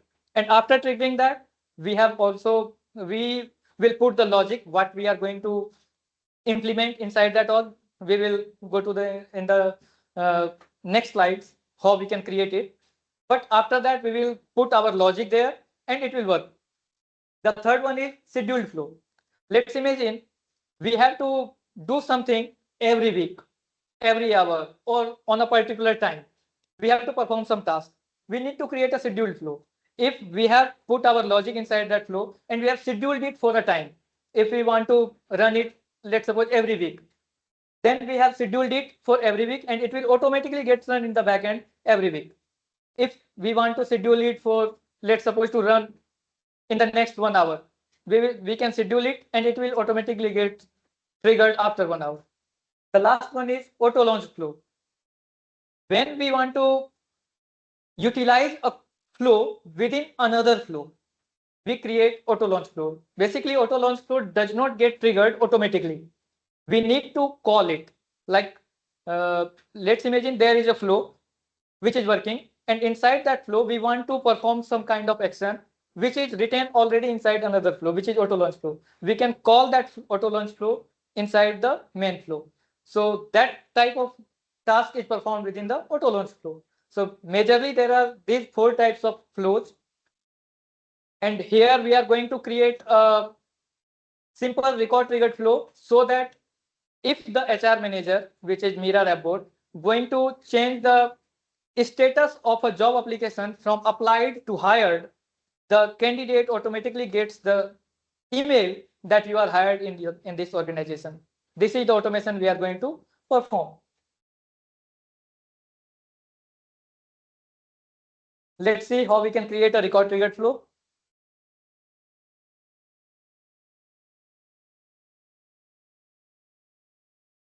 I think creation we can, or you're just going to explain. Explain. Okay. So for that also we have to go to the setup. Setup is the key thing.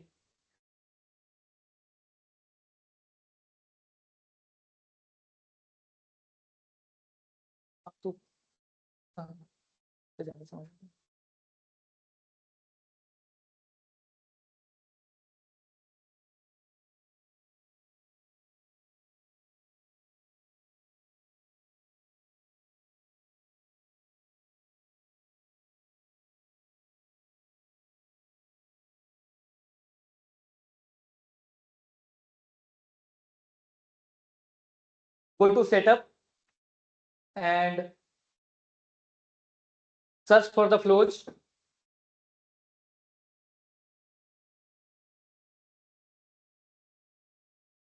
You can see here the new flow. Click on it.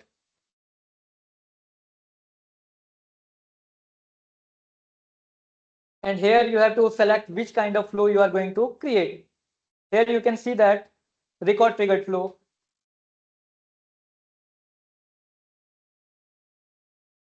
Select it. Now the first configuration comes. Here you have to select the object on which object this record triggered flow gets run. So select the job application,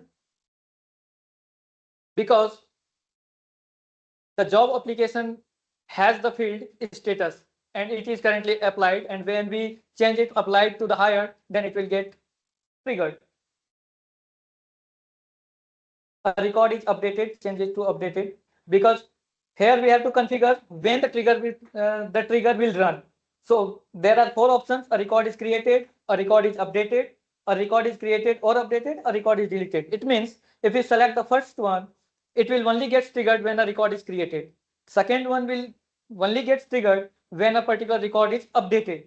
And third one, if a record gets created or updated, in both the cases, the trigger will get set. And the last one is a record is deleted.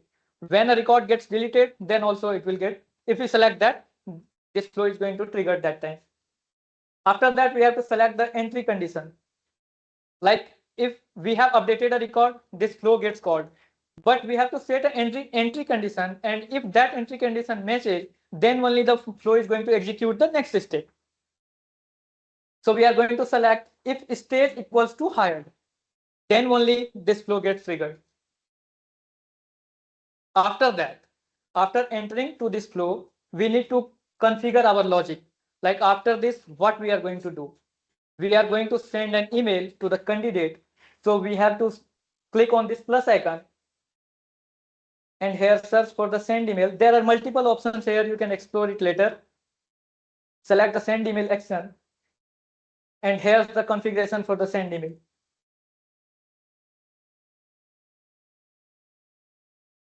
We have to add the recipient address, like who is going to receive this email.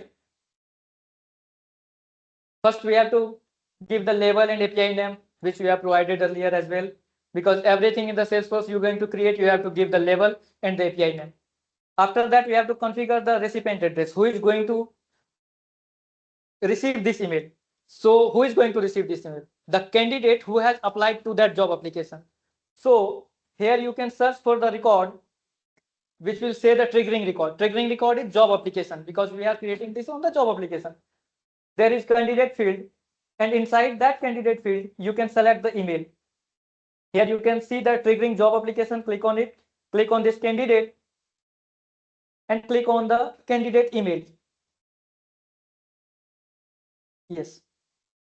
So the candidate who has applied for this job application, we are fetching the candidate email address and we are sending this to that particular candidate. And after that, install. We need to compose the email. For that, we have to provide a subject. So please provide the subject.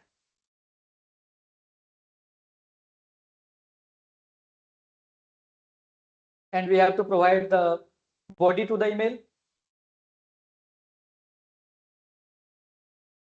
Make this checkbox true, because otherwise it will send the HTML portion as well. And save it. Now we need to provide the label and API name to this flow. Earlier we have provided this label and API name to the component of this flow. Now we are saving the flow, so we have to provide the label and API name to the flow and save it.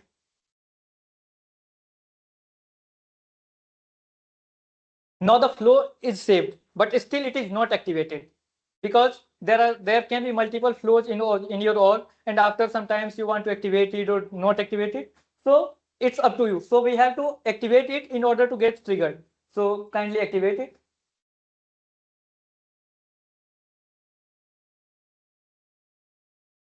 And now we can go to the interview object, sorry, job application object.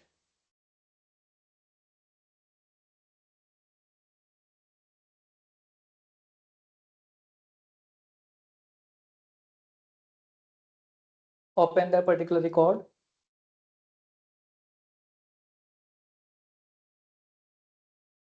And change the stage. Save it.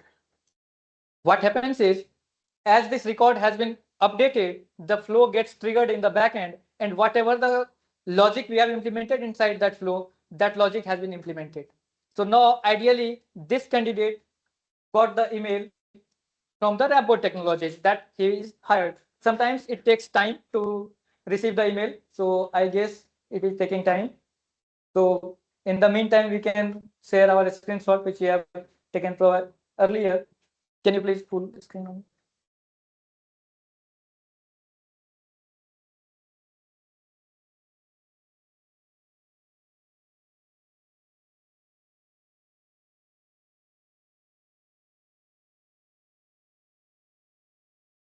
Here you can see that the screenshot of the email which I have got after creating this flow.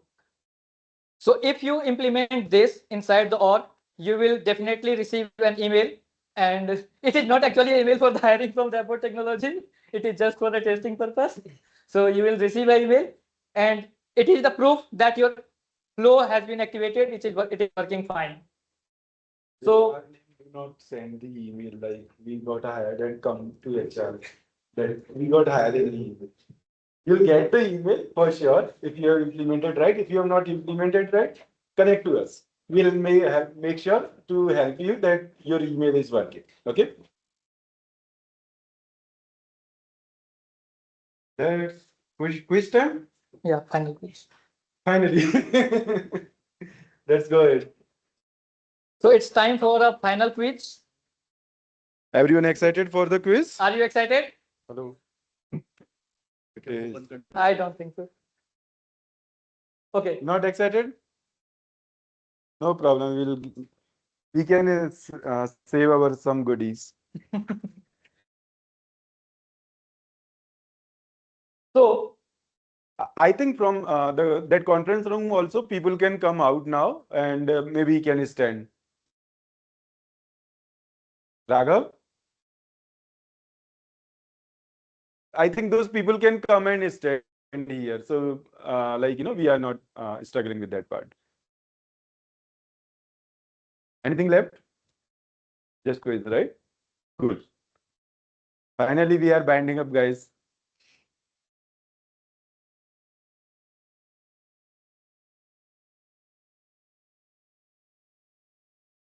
All right, let's start with the first quiz.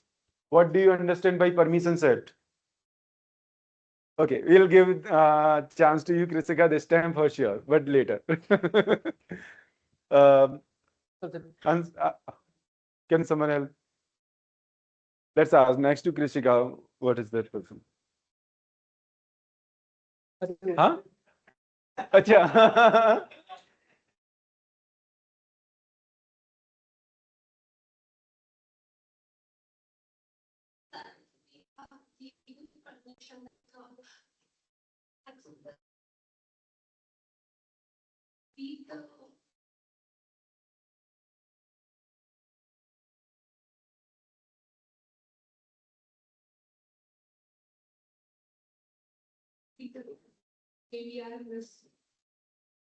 Kind of close. Who else want to give a try? Go ahead.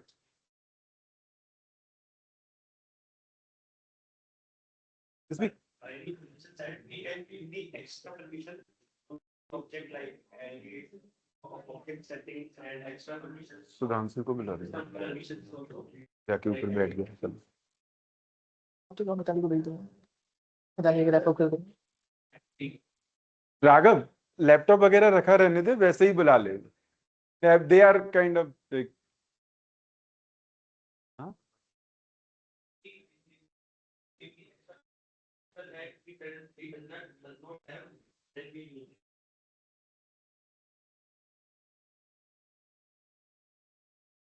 okay he also wanted to give the answer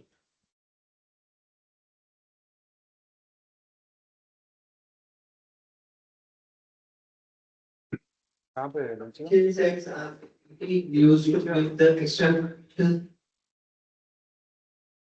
बोलो Permission sets are basically used to give the extra permission to the user, the person who is logging in the Salesforce. If he doesn't have that, and if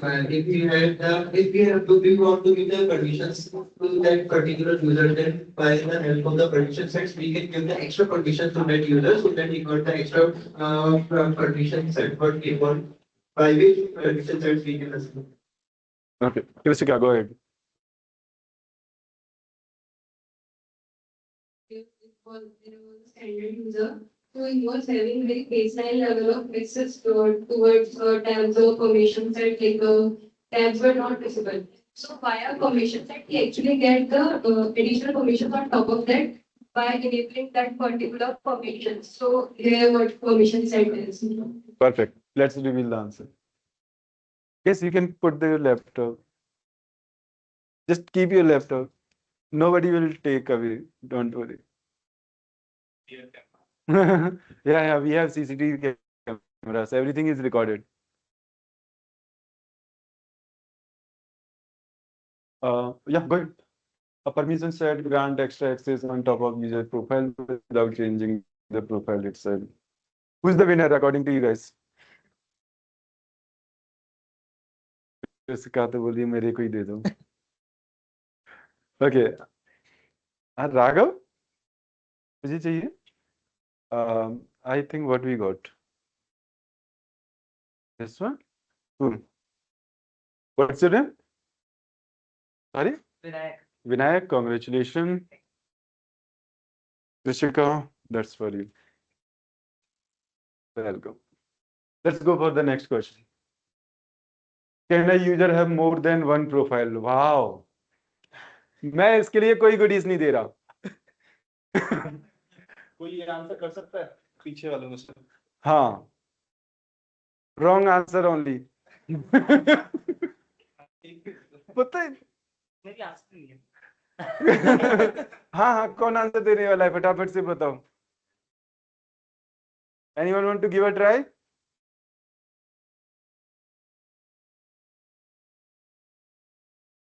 that's amazing we do not have answer for this also same on us seriously same on us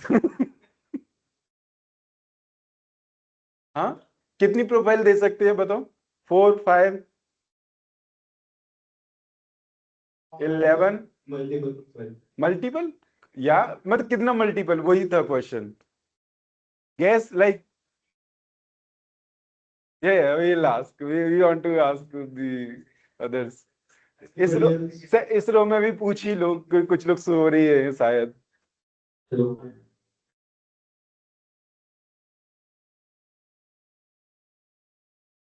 हाँ ठीक है very good अच्छा multiple profile 10 plus या 10 से कम या कितना कोई limit no limit very nice that's what I needed we will ask don't worry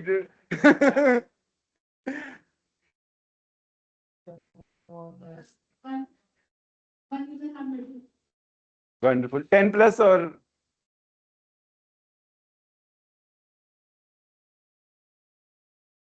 रुक जाओ पूछ रहे हैं सबसे यार. Okay, wonderful.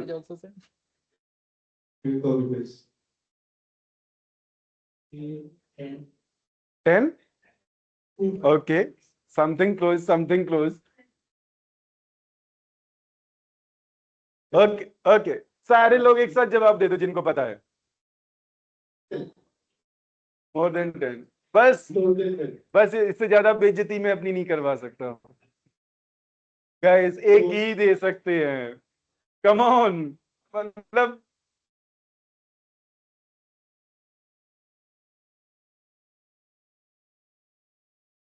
I do not need feedbacks. I got the feedback. हमने क्या सिखाया है? Come on, guys. That is the most basic question. One user can have only one profile. आप लोगों ने user बनाया था जिन जिन लोगों ने multiple answer किया है. वहां पे अपने पास option था क्या? Was it is a lookup relationship, master detail relationship? कुछ था ना? एक ही field थी ना? Come on, how are you going to give multiple? Multiple के लिए related list में जाके देना होता है, okay? So please, या तो ये मत बताना रैप्ट वर्ड में गए थे या फिर एक बताना. Okay, let's go to the next question. Why do you think data security is important? Right. Go ahead. These two girls will answer. They have been waiting from a long time.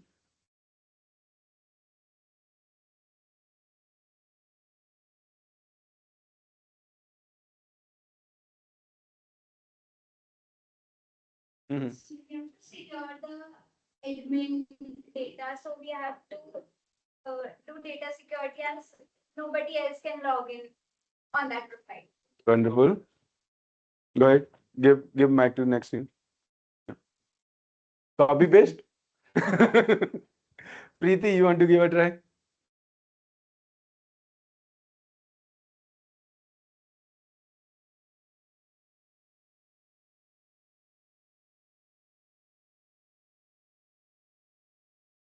Prevent the data to be reached from one user from another user.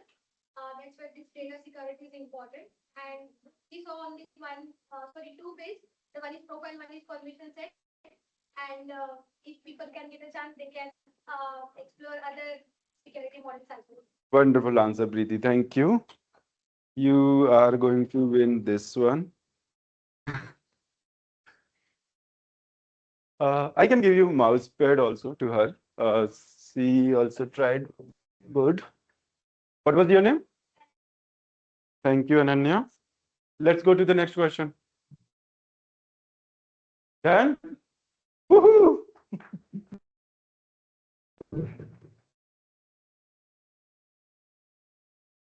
All right.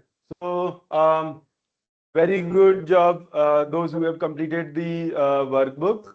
What you did today is you build the data model, you created 4 objects and defined the relationship with them. You created a couple of roll-up fields and formula fields. That's the most basic level of automation, what you can do in your system. And then most important thing, what you did is you secured your data using profiles and permission set. So again, I'll say एक user को एक ही profile दे सकते हैं. Please. There is no way multiple can be given. Only permission set can be given multiple. उसका again just to क्योंकि बहुत ही important topic है. Profile when we need to define, we give the minimum access to the user. कि ये तो चाहिए ही चाहिए, non-negotiable. उसके बाद में when you need to increase the permission for that user, you give them additional permission using the permission set. कोई भी एक just imagine Rahul and I need to have a same profile admin, right? उसके बाद में if I need to let's say know more about finance, then one more permission set will be created and assigned to me.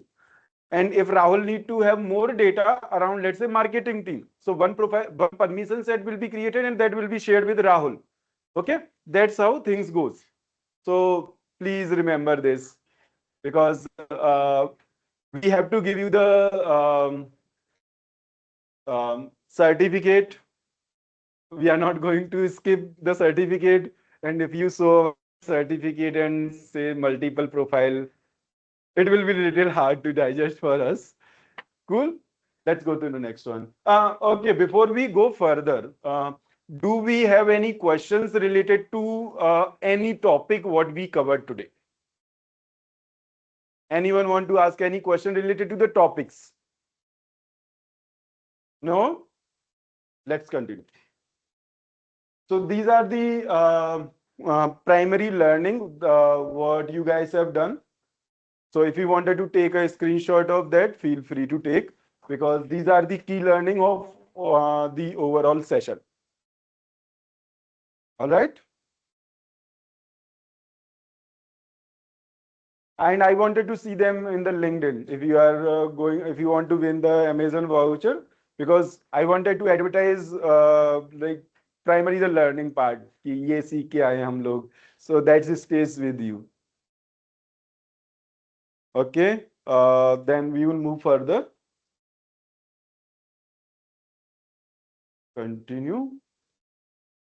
Congratulations, you have built Raptor Talent Cloud. Do not send that email to yourself and show you got the job. For that, you need to really apply with us. A common question: when are we really hiring? So we are probably might be doing something in next month. No promises. Just to be very clear, right now we are quite busy with the Dreamforce planning. Dreamforce. Anyone knows what is Dreamforce? Yeah. So Dreamforce is the biggest seminar done by Salesforce. So the way we are doing this seminar, we are covering only one topic out of this, but Dreamforce covers 100 plus sessions around that. Whatever the new announcement come, they are part of Dreamforce announcement only. It happened in once a year in San Francisco. All the new releases, whatever happened, it happened that time. So as a company, we need to present ourselves there. We need to meet our clients, so we are a little busy there. So that is the time where we are after that we are going to do the hiring process and all. So wanted to address that question. I'm sure it is going to come up very soon. Let's go next.